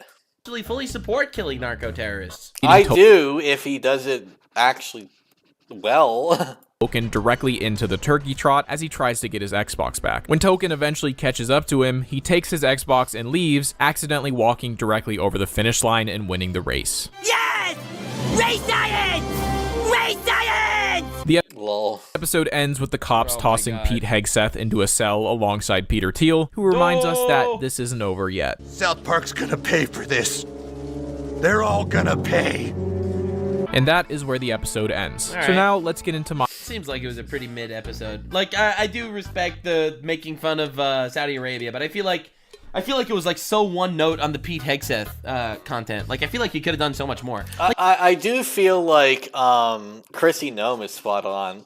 Like, always having her shoot dogs is great because, you know, it's like Hassan. You know, you abuse your dog, you get fucked. Right? Like that is gonna be what Hassan is known for and what she is known for from now fucking on. Is the dog abuse, right? Like I'm not gonna ever look at Chrissy Nome as a person ever again. Now I can look at Pete Hegseth as a person. I still do. I just think he's like actually not actually as good as people are thinking. He's not killed that many terrorists. Like he's videotaped it, which is cool. But it would be cooler if he actually did more of it. You know, just like instead of one boat. Like that's the thing. They're videotaping everything. So it seems like they're doing more, but they're really doing barely anything. Like one boat is not a lot of people. Less than 250,000, illegal immigrants being deported is not a lot of people. And again, technically they have 700 plus million more. 750 plus million more who left voluntarily, but they did that because the economy is dog shit. Like, if the economy was booming, do you think they would have fucking left willingly? Fuck no. They would have just been like, hey, taco on me. You know, like, you know what I mean? Like, why would they leave willingly without force if they liked it here? Like, you know what I mean? Like, and the reason they liked it was because it had good opportunities. Like, that's a thing a lot of people don't understand. If they're willing to leave, that says more about the sorry state of America than it does about, like, anything Trump did. It's more of what Trump isn't doing, which is improving the economy. Like, that dude has, like, crusade tattoos all over his body. Like, I feel like that doesn't mean anything. Like, they could have done something diabolical with this guy. Like, I'm not gonna lie to you. I honestly think they went, light on him because there isn't really much to do except make fun of how he's kind of very performative, right? Like, yeah, you're saying these tattoos and shit, but he hasn't done anything. That's, like, really the thing. Like, you're saying, it's one boat. That's the entire reason why they're like, he just posts content all the time, because it's one boat. It's nothing. You know how many fucking, presidents we've had that have done more than that? Fucking Obama, the guy before Trump, did a lot more than one drone strike, I can tell you that. He drone struck. I'm surprised he didn't drone strike Osama bin Laden's corpse. He's like, I sent you guys to kill him. He's dead. I'm gonna drone strike his corpse now, so there's nothing left. In case he's like Dracula and he'll come back in 1,000 years. I'm just gonna blow up every little bit and piece so he'll never come back. like, that's how many fucking drone strikes that dude did. I was surprised he didn't nuke, like, Pakistan after that. I'm not gonna lie to you. Political slop, it's cringe. If they wanted to be based, it would have been like, Pete Hegseth wants to start a crusade against Southpark because he heard that Saudi Arabia is funding them and Pete Hegseth hates Muslims or something. Like, they could have turned this into something diabolical. Like, this was, it was, honestly... Also, didn't, like, all three of, like, the big Islamic, like, terrorist dudes die that year, too? Like, in 2010 and 2011?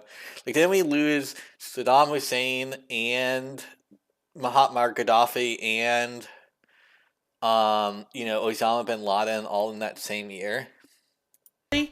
More bark than its bite. My thoughts on it as a whole.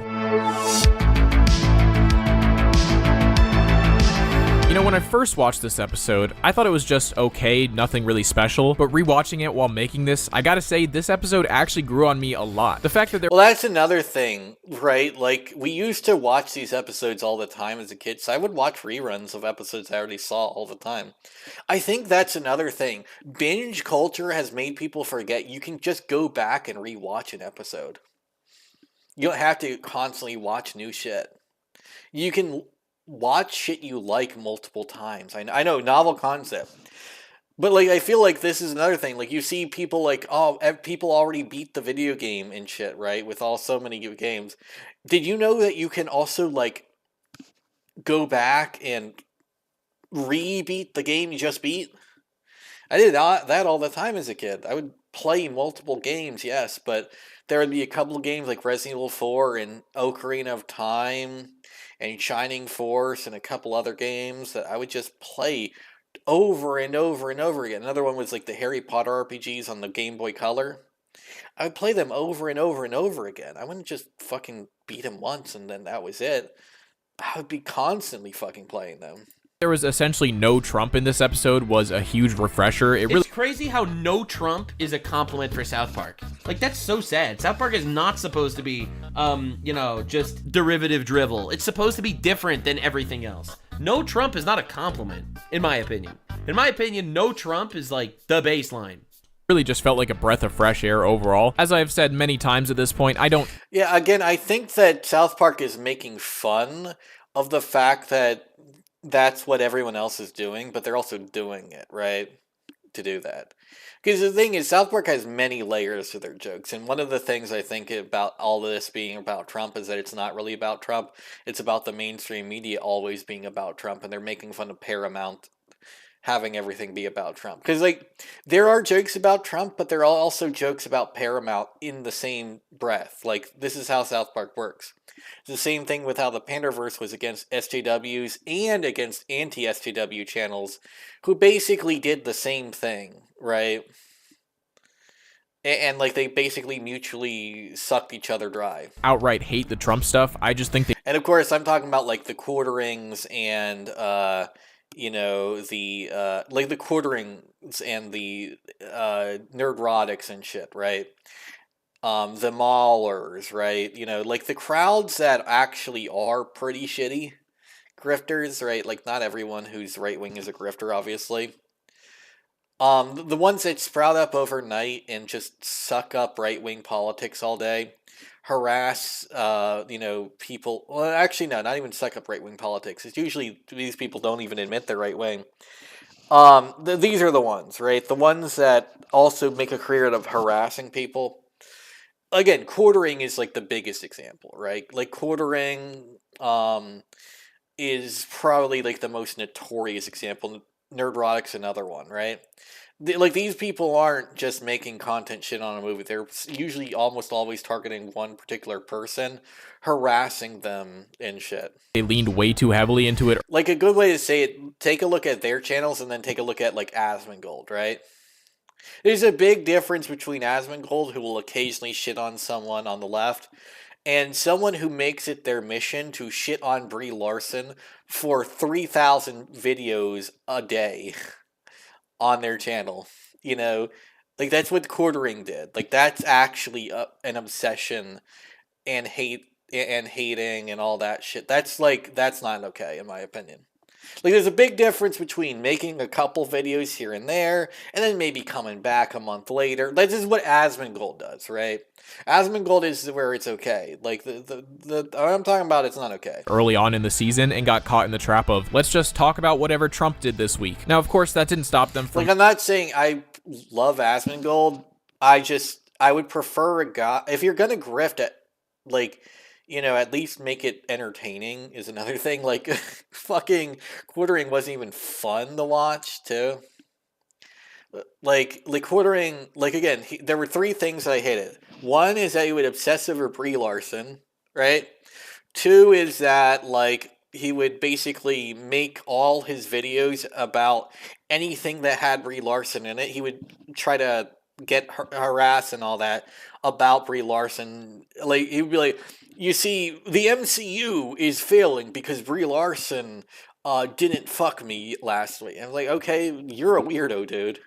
Like most people would say, Brie Larson's kind of mean, and then move on to something else.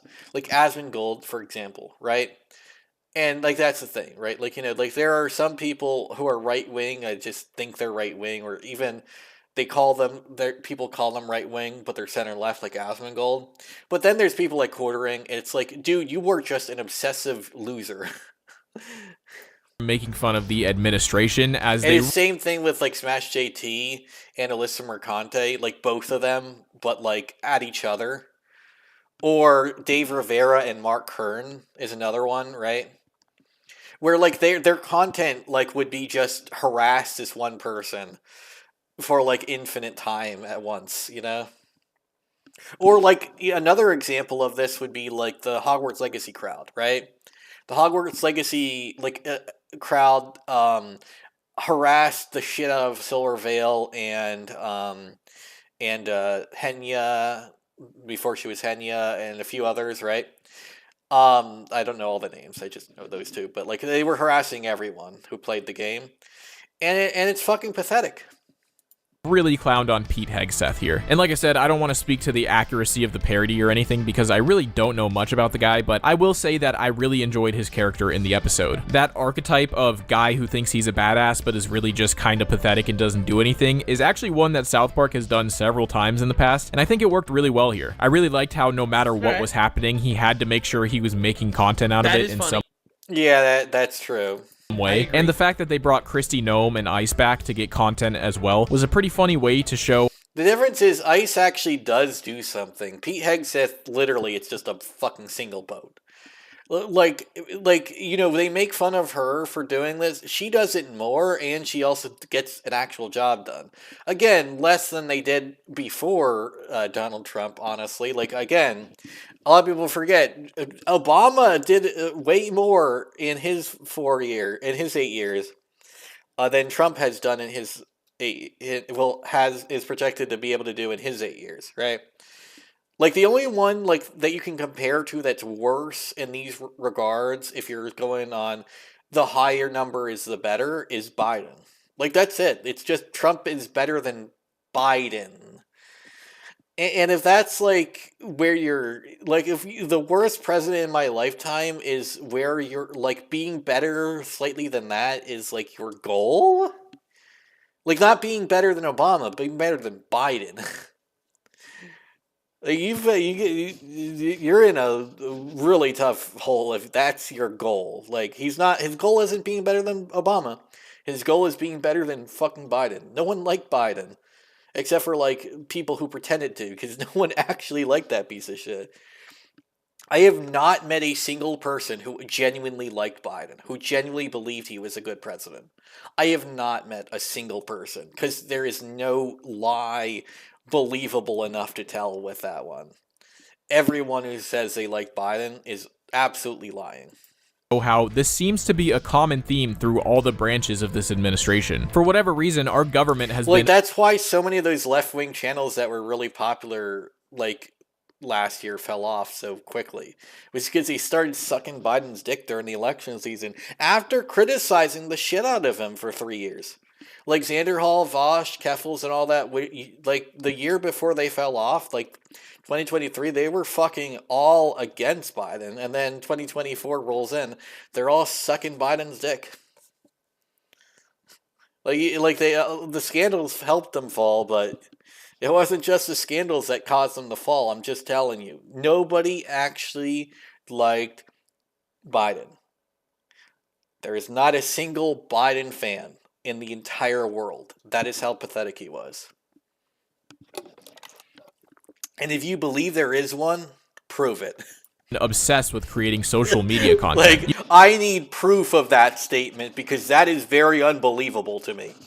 That is one of those statements that we call, that like Christopher Hitchens, for example, would say, extraordinary claims require extraordinary evidence, sir. You can say that they're just trying to be transparent or they're creating propaganda or whatever you believe, but one thing is for sure, they want everything to be a spectacle, and whatever... To be fair, they're going up against an infinite media machine. Like, dude, the government shut down because... Oh, that is true. Because the Democrats shut the government down, and everything on every news station is, Trump is the president, and the government is shut down. So many people are going to starve. To be fair, that was the same thing when the Republicans shut the government down the second term of Obama. And also, like, again, it didn't really work out well for the Republicans, so this is probably not going to work out for the Democrats. Now, the issue here is that we have 6 months of Trump's next economy for their midterms, and 9, right? So, like, his real first major legislation is the big, beautiful bill. So we'll see if this actually improves shit, because if it does, I mean, fuck it, I'll vote Republican then. but he has to actually improve shit. If I do not feel a reduction in prices and stuff, I'm just not voting. I'm not going to vote Democrat, but I'm not going to vote Republican either. Like, you know what I mean? Like, I'm not going to vote for a party that has let this go on and has gaslit me into saying the economy is good. I will know the economy is good when I see prices of things besides the Costco hot dog still be decent next year. Right? When I see McDonald's meals cost $5 again, when I see, Chipotle and Qdoba be under $15 a meal, when I see that Five Guys is still $10 because they're always been too fucking much, when I see, my groceries cost $80 for just me for the whole month, right? You know what I'm saying? Like, I'm a single person. $80 should cover me. I'm not, like, eating that much. I know I'm a little fat, but, like, it's not like I'm 400,000 pounds. I'm not that fat. You know, I'm 220. It's fat, but it's not, like, massive. It's obese, but it's not morbidly, you know? I'm just saying, you know, I'm a little chubby. I eat 3,000 calories a day, you know? It's more than I should. I can exercise it off, to be fair. I have to, though. As in, like, if I don't, like, I gain weight. And if I do, I lose weight.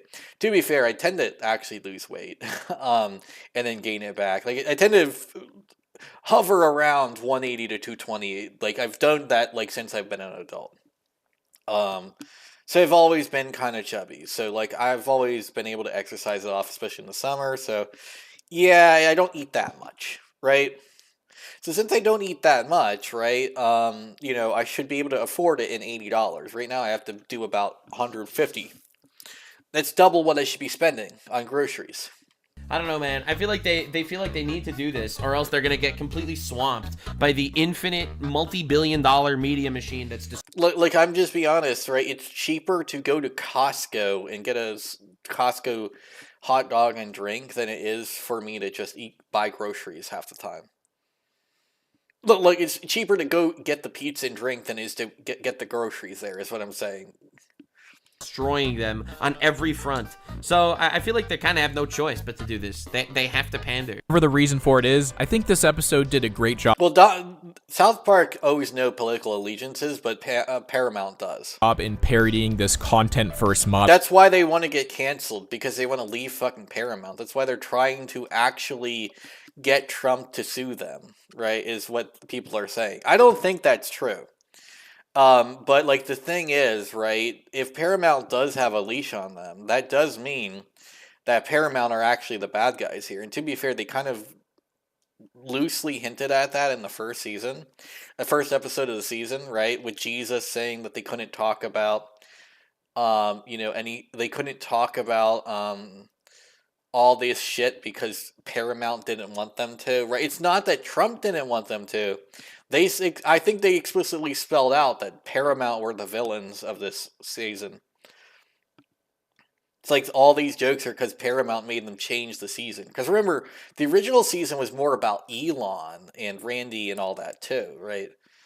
Like, Elon was more of a villain than Trump was at first.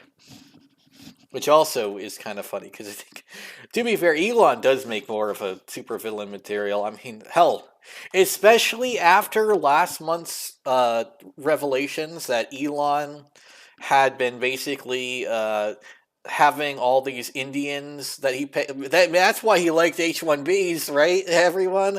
He loved H-1Bs because he was paying all these Indians to troll everyone.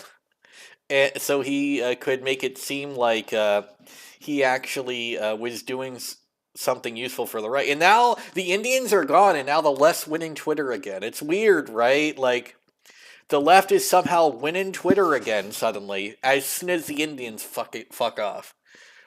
Like, and that they're not winning in that, like, Asmongold they're not winning against, but like Asmongold, like, again, first off, he's a lefty, first off.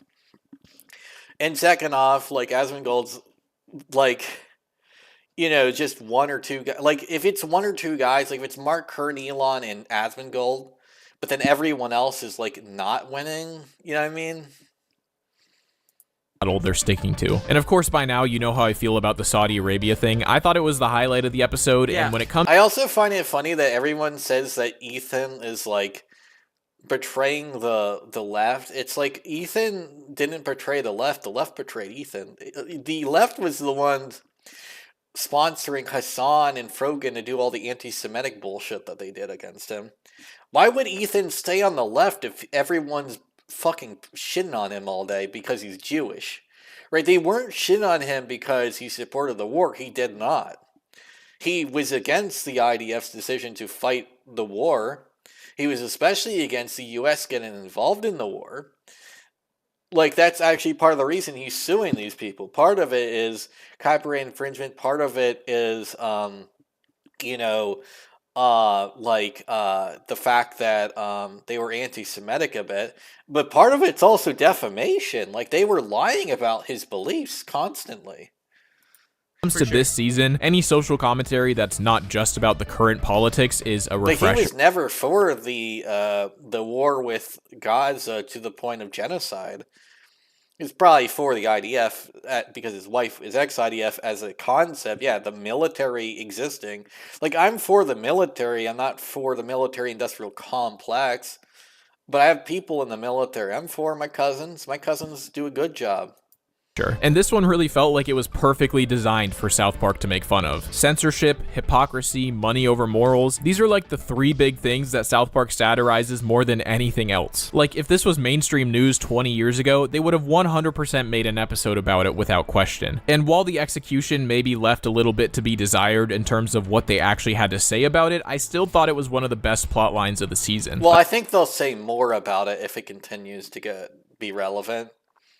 Another thing I really liked about this episode is that it seems like there was an active attempt to make it more focused on the boys. Granted, it absolutely ends up focusing a lot more on Cartman and Token than the whole group, but to me, it feels like a step in the right direction. I just feel like they don't have time. They don't have time. How could you have an episode focusing on the boys when you're also focusing on Christine Ohm and Pete Hegseth and Donald Trump and JD Vance and Peter Thiel in jail? Like, when you're following all these plot lines, like, how could you actually dedicate an entire episode? Yeah, I think, like, they need to have, like, more time. Like, here's the thing. Like, I feel like that's fine for an overarching seasonal plot line, because they always had that. Like with the first Trump election, they had that too, right? They had that with Obama in like I think his second term, not his first term, unfortunately, but they had it in his second term, where they had like an entire like season about like some bullshit he was doing.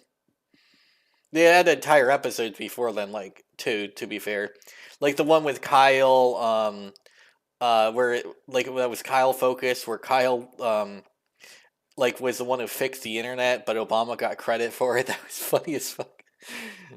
Because people were making fun of the idea that Obama took credit for Kyle's actions, to say Obama would take credit for other people's work. To the boys. As I said, we got a pretty I mean, to be fair, Nobel Peace Prize should be going to my uncle and all the people who voted for Obama in 2008 and 2012, right? Like, if him winning the election is what got him the Nobel Peace Prize, then shouldn't the voters be the ones who get that reward, not him? Because he didn't win the presidency, the voters did it for him. Right, that was the voters just doing the work, right? They went out there and voted for him, right? They're the reason he was president.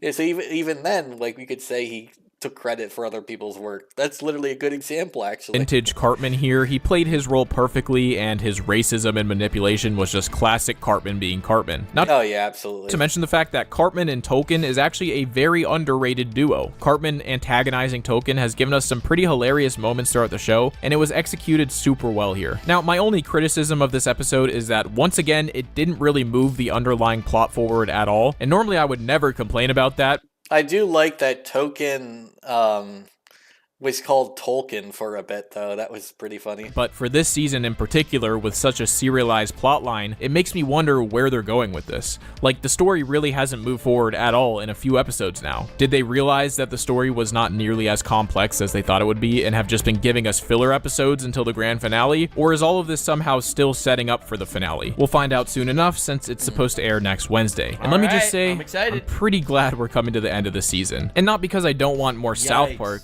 but the prospect of moving past this Trump plot is what I'm most looking forward to. Yeah, my thing is, right, like, I don't mind Trump being made fun of every episode, right? He's the president. Yeah, sure. Make fun of him at least once an episode.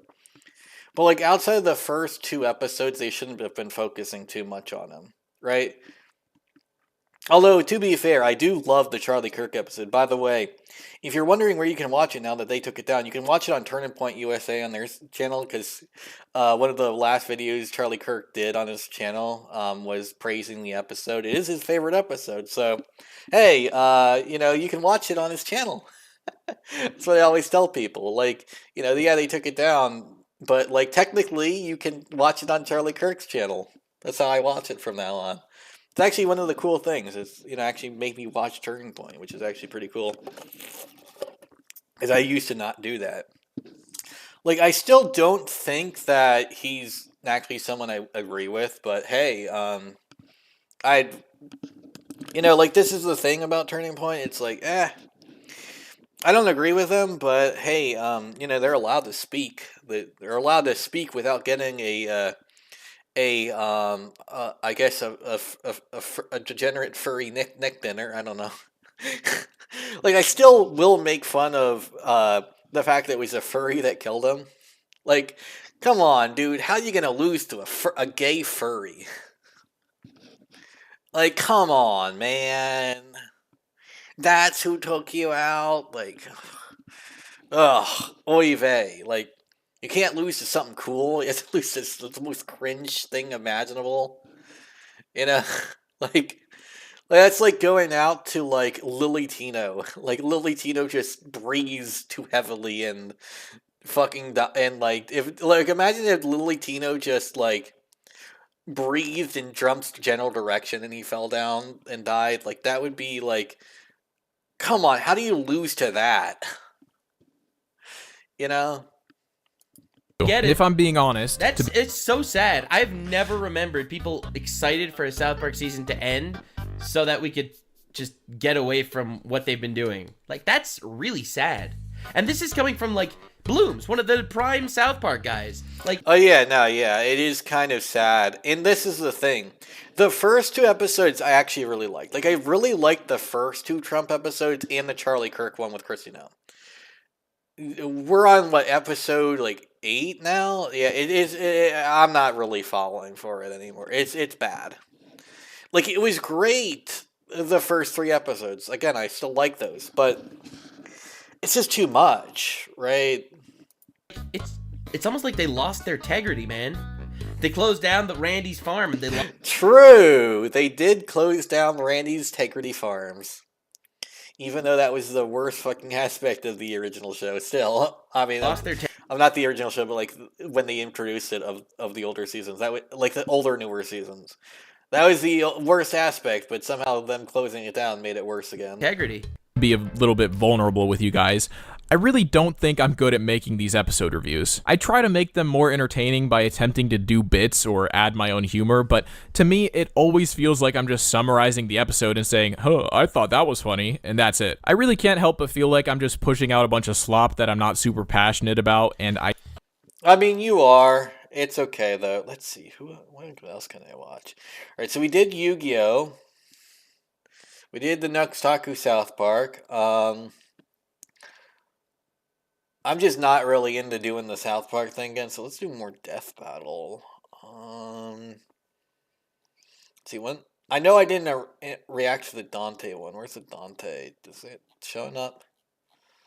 It's showing up. Can we see Dante? Let's do it this way. Dante versus Clive. Here we go.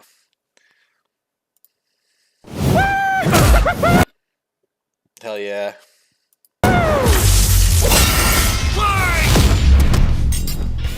Dante I like this one. I've watched this before. I know this one's gonna be good. versus Clive.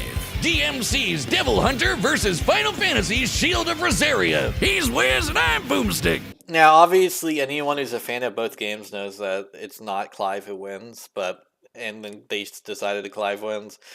But hey, it's fine. The battle was cool. The music was god tier, and that's what matters. That's what matters. And it's our job to analyze their weapons, armor, and skills to find out who would win a death battle. It's a dangerous world out there. Cultists, demons, and evil businessmen lust for power. And every day brings a new cataclysm humanity must face. Yep. This world may seem like the end, but for a devil hunter like Dante, it's party time. Who'd expect anything less from the son of the legendary demon? I don't know. I'd expect more. Just saving the world every day? Come on. You know?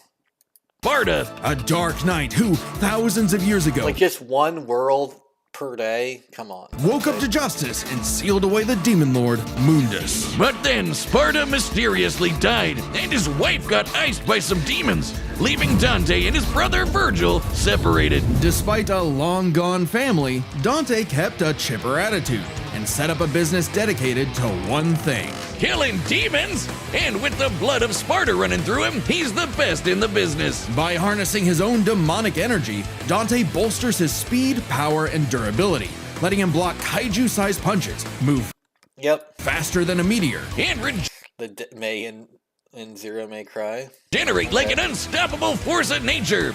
As long as he has the energy, he can heal from getting shot, stabbed, sliced through. Basically anything. Even without his regeneration, he's survived heat that would reduce I love that his business is actually the title of the series, too.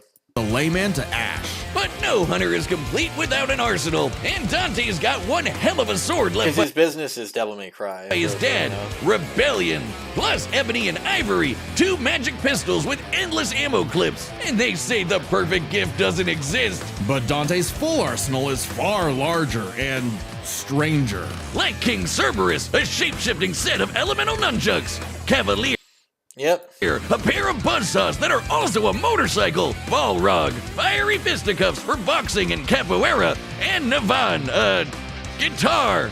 An electric guitar. Vendetta, Spiral, Shotgun. I don't know. Is Shotgun really just the name of one of them? Grenade gun? I don't know. Missile. Some of these definitely are less cool. Needle, yeah. Dr. Faust, right? Faustine Bargain, Coyote A, Cerberus, Beowulf, Cavalier, Balrog, Artemis, Alistair, Agni and Rudra, Ebony and the Ivory, Devil Sword Dante, Ifrit, Kalina N and Kalina N 2, Lucifer. Like, most of these are cool, and then you just got Shotgun and Needle Gun and Grenade Gun. I guess that one's kind of cool, but you know, compared to like Ebony and Ivory being his pistol's name, you know? There's also missile launcher. Like, come on. Lucifer. I wonder if are those Devil May Cry 2 names? Is that why they're so pathetic and shitty? A backpack of endless laser swords that Dante got after slaying. Actually, we never see how he beat Lucifer. Yeah, you know someone's a badass when they off-screened the actual devil. Then there's my fave, Dr. Faust, a sentient hat that turns Dante into basically Orville Peck.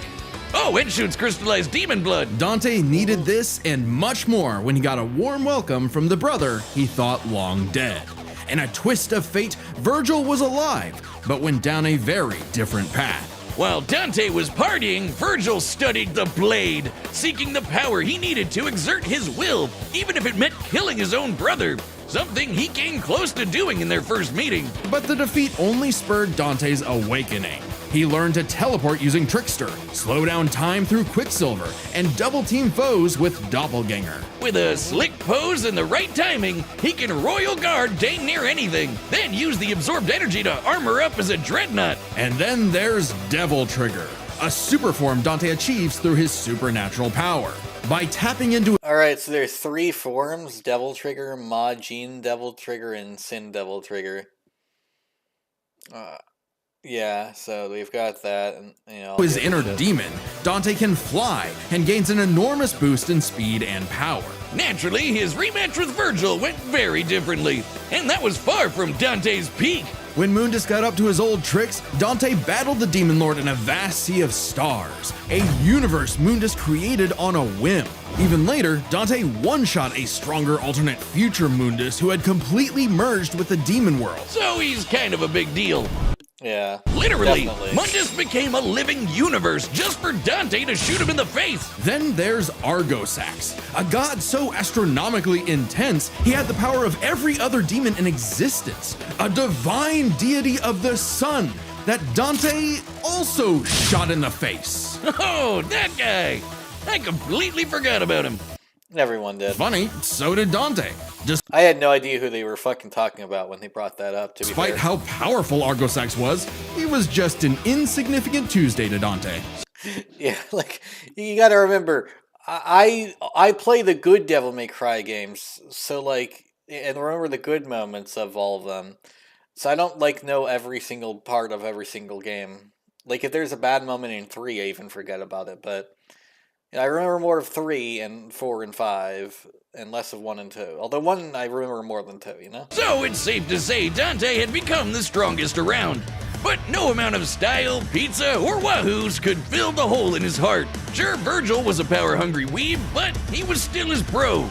Beneath Dante's antics, killing the last of his family kinda messed him up. Until he learned his family wasn't as gone as he Oh yeah, Nero. thought. It turns out he had a nephew, Nero, who Dante would help get into the family business in his own unconventional way. And for dead weight, Nero was pretty badass, even helping Dante take on the so-called Demon King Urizen. Nero's Devil Breaker arm can fire light-speed lasers that Dante and Virgil have dodged.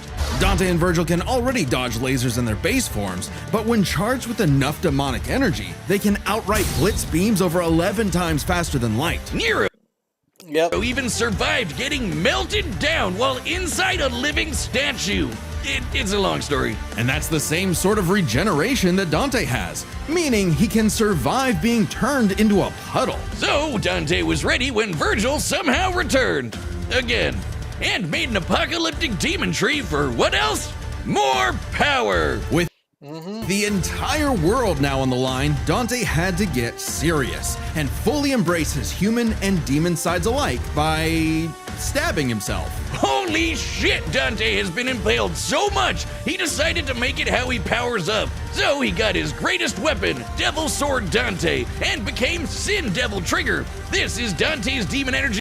Oh yeah, absolutely. Like this is peak Devil May Cry. At its peak, Devil May Cry 5 is just an amazing game. Fire lasers with loose, obliterate with the fires of judgment. The only issue with Devil May Cry 5 is really Dante's theme. And it's not even that bad, it's just compared to the other three.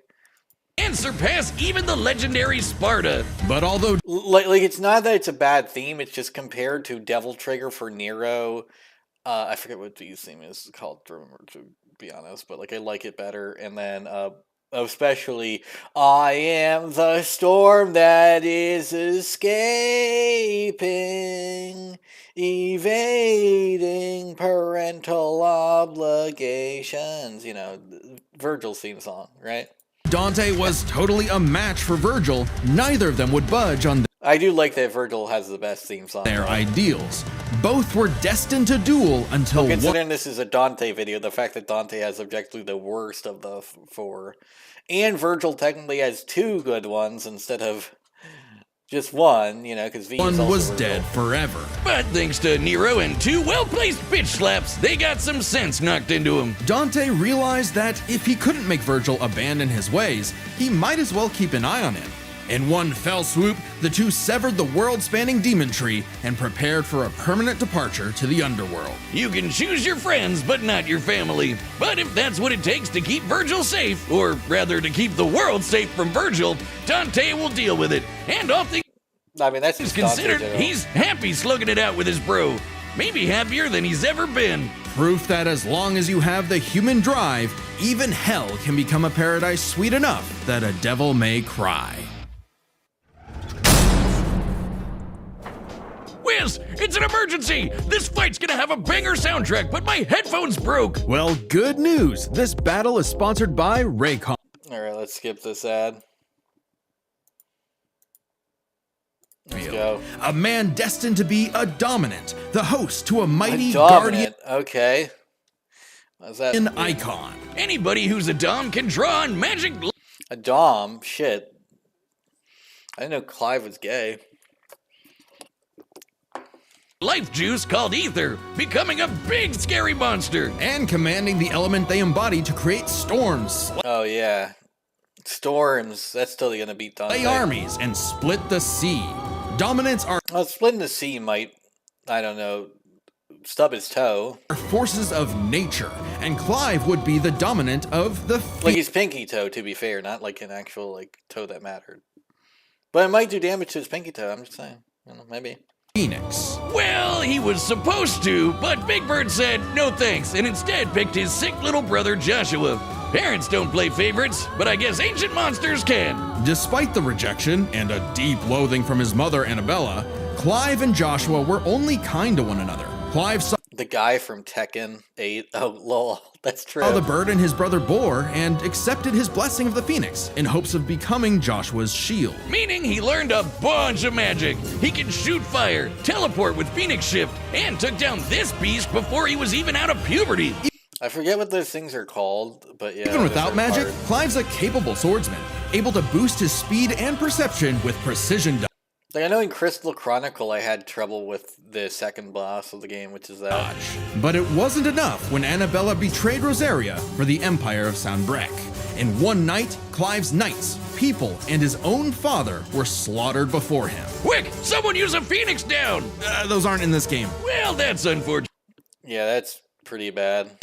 But the Phoenix icon sure is, because the trauma of everything made poor Joshua lose control. Clive wanted nothing more than to help his brother, and perhaps this desire awakened the icon that was in him all along.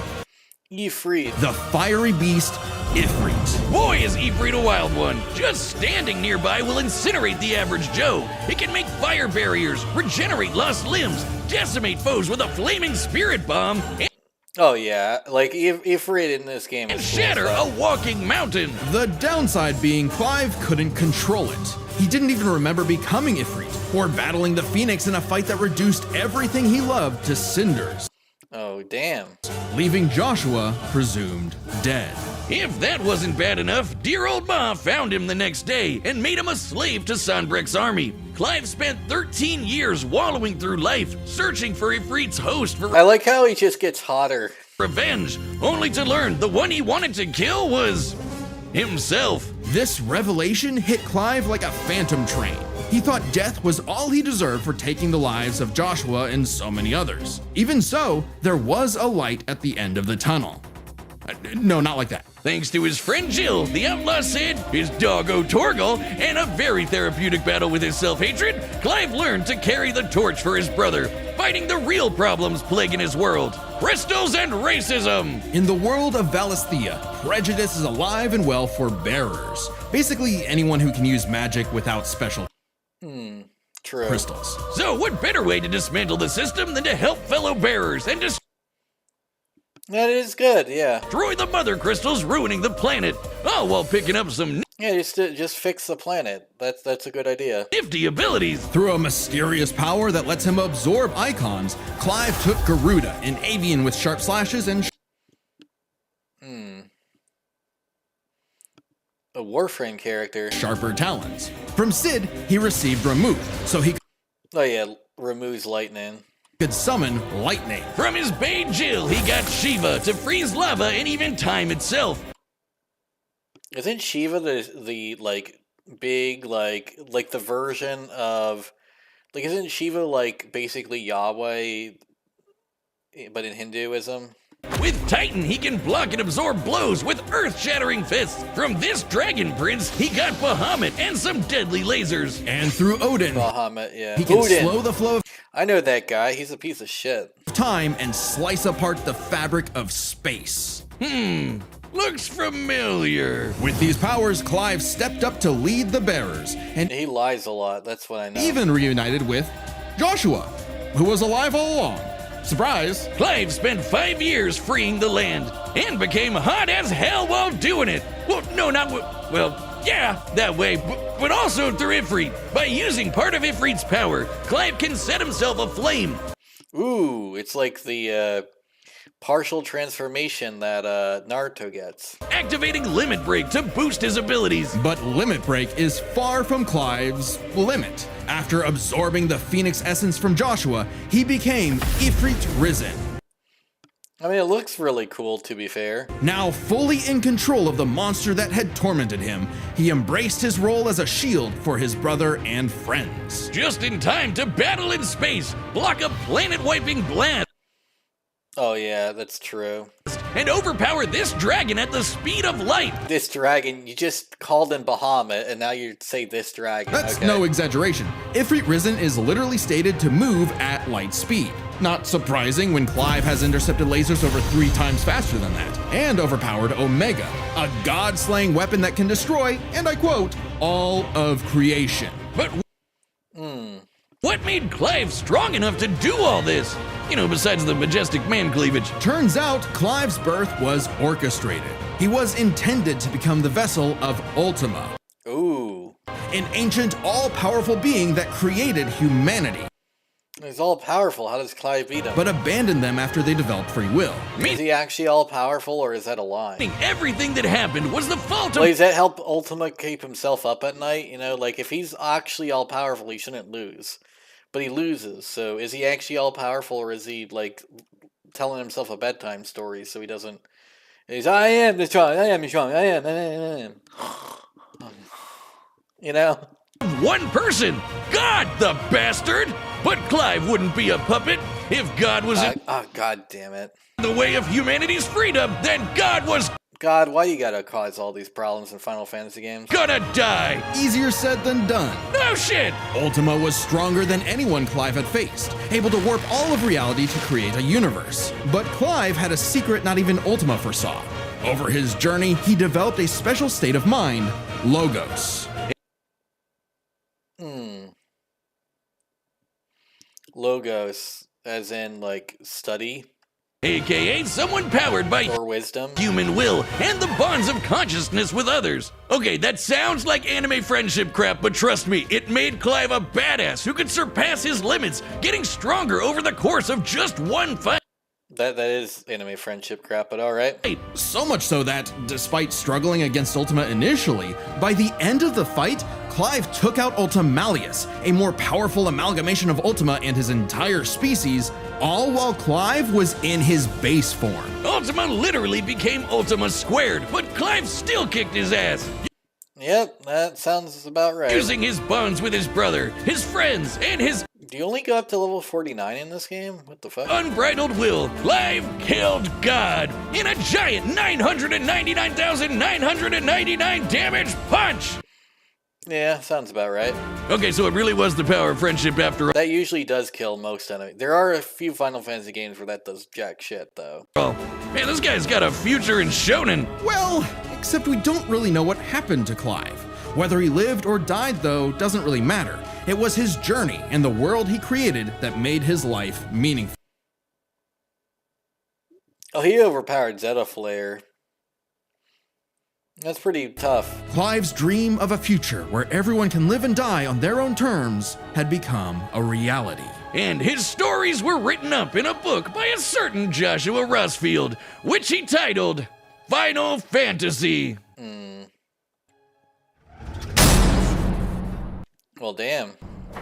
The battle's coming up next, so call your winner now, folks, just like our sponsor, DraftKings. The NBA season tips off. And Like that's actually pretty cool. Oh, yeah. Let's get rid of DraftKings. So gambling sucks. I'm not really a fan of it. DCPG.org. One per customer. Days. Deathbattle!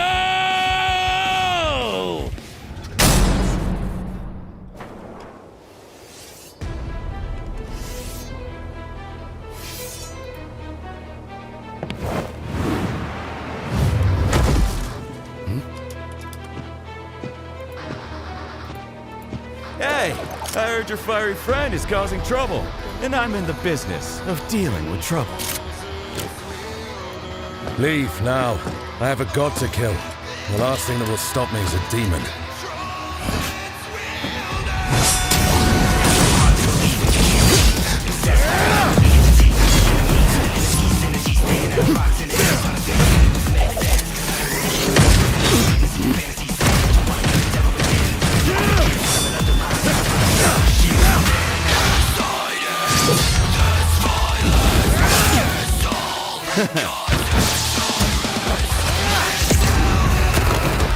Let's rock!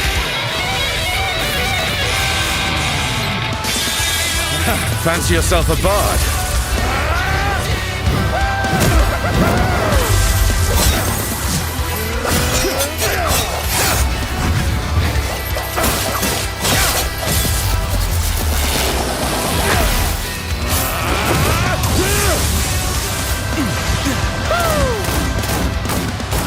Just plays rodeo with lightning.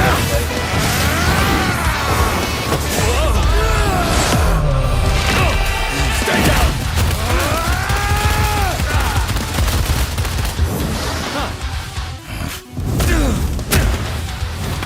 No hiding in the shadows anymore, Smokey. True.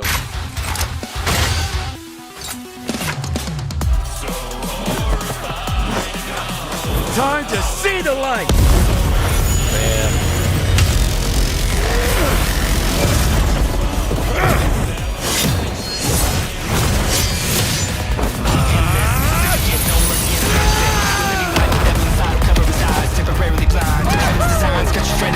Oh yeah, you know that. What the hell is that?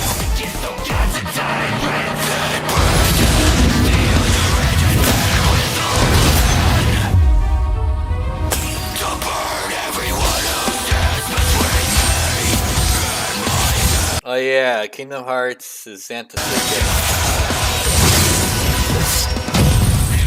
So, for those who don't know, if you've never played Kingdom Hearts, Santa Sukin is basically Judgment Cut.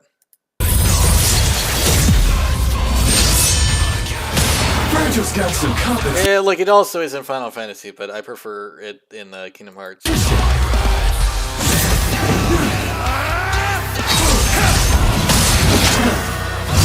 There's more to it in Kingdom Hearts though that I like. The stop time. It also it's like pretty good. Like, it only really first gets real relevance, though, in, so in Kingdom Hearts 1, it basically is gravity, stop, and a stun at the same time. In Kingdom Hearts Chain of Memories, it's like, it basically erases, like, your enemy's cards from existence permanently. Like, they can't get them back. Still holding out on me? Let's see what your monster can really do! So the devil cries for more. Let's give him everything we've got! Joshua!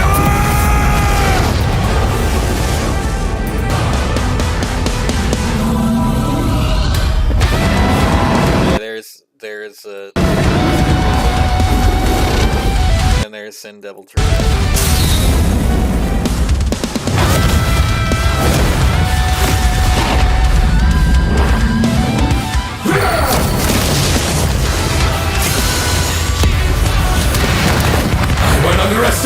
Yeah. Okay, come on. Yeah, we got the there.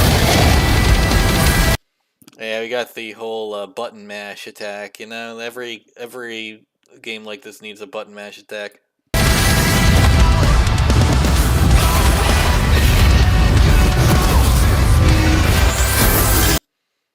All right, so fire versus a. All right, flare versus ball.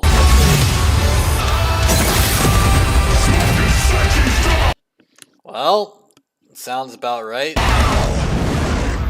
I'd say it's pretty smoking sexy style there. Oof. This is the thing, like, even if this happened, Dante would be way stronger than Clive at this point.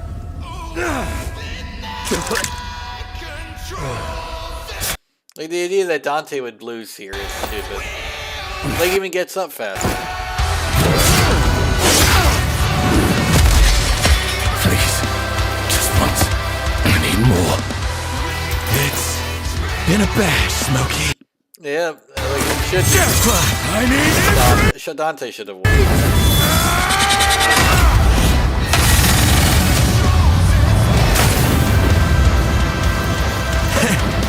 Not bad. Not bad at all.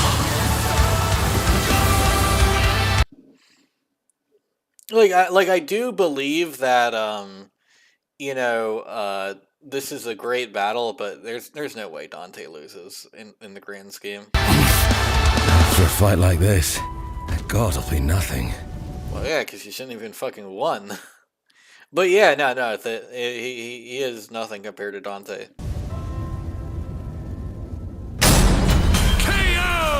Okay, that was a whole nother level of close, but I think we got the point. This was not an easy call to make. Dante and Clive matched each other so closely, it was hard finding a definitive advantage Did they really? either had. This is best explained through three categories, starting with stats. Both Dante and Clive could easily beat up universe-busting threats. Mundus and Ultimalius could create universes at a whim, and Dante and Clive defeated them sans their own super forms. Dante and Clive could both consistently intercept lasers at fast... Yeah, but when did Dante do his one?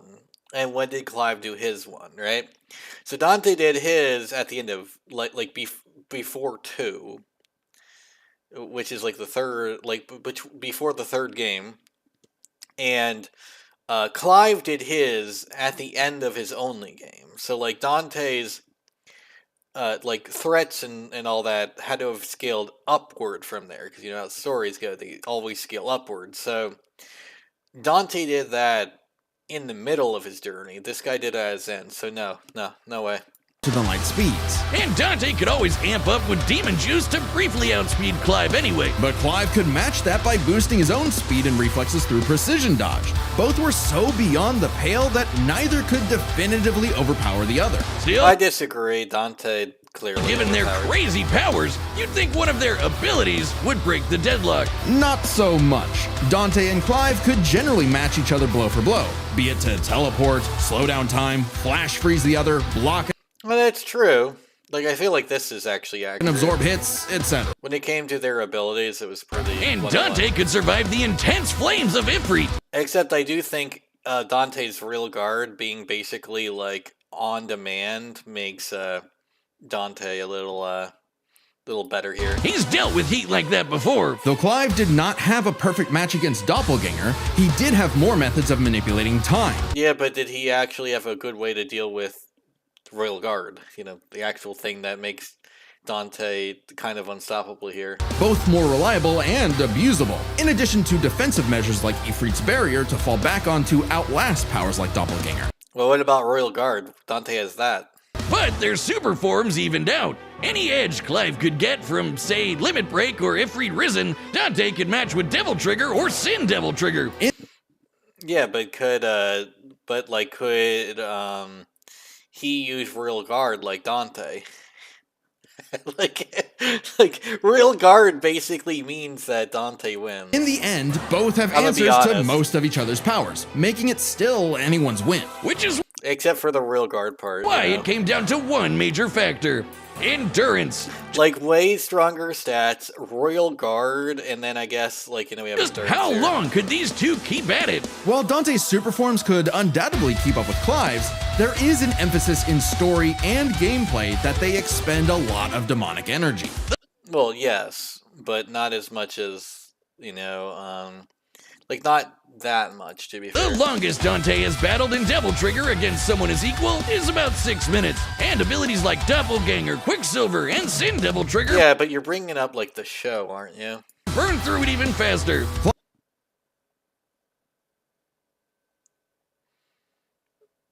Well, that is true. That is actually true. It does last longer in Devil May Cry 5.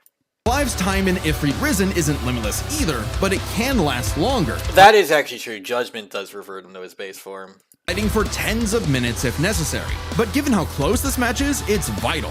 If Ifrit Risen catches Dante outside of Devil Trigger, it's over. I know what you're thinking. Dante's crazy tough. That might be debatable, actually. It's possible, but I think it's debatable. His healing factor's way better than Clive's. Clive can regen lost limbs, sure, but Dante can heal from getting reduced to a puddle. Couldn't he just tank Ifrit's attacks? Well, yes, but also no. This is where context is everything. Yeah, back in this anime, he doesn't have a real guard yet, so... While no doubt impressive... I don't think he had it in Devil May Cry 3, right? So, why would he have it in this fight? Dante's healing... in that anime fight, either. ...has been overcome in the past because it is tied to how much energy he has. Less demonic energy means a less potent healing factor. Like when he got knocked out for a month straight by Urizen. Only... Well, yeah, that is true.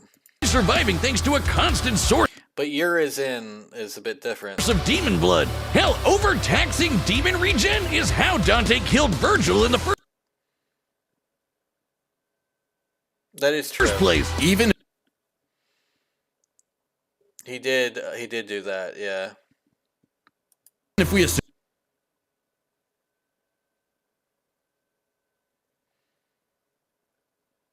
Dante could get a second wind, it's always possible Clive could get one too, becoming even stronger from pure willpower, just like when he fought Ultimalius. So, for as tough and persistent as Dante was, Clive was able to endure just that much more to get the final edge. The devil was in the... I don't know why using V and Virgil is a feat for Dante when it comes to, V's terrible durability. V's durability is terrible, but...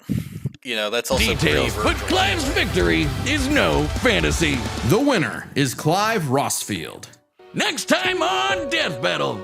Alright, that's the finale with Pokemon and Yu-Gi-Oh!, which we already watched. Anyway, so yeah, that's pretty good. I'm just gonna be having a stop there. It's been 2 hours. Watched some pretty fun shows. Covered about twice as much of the length.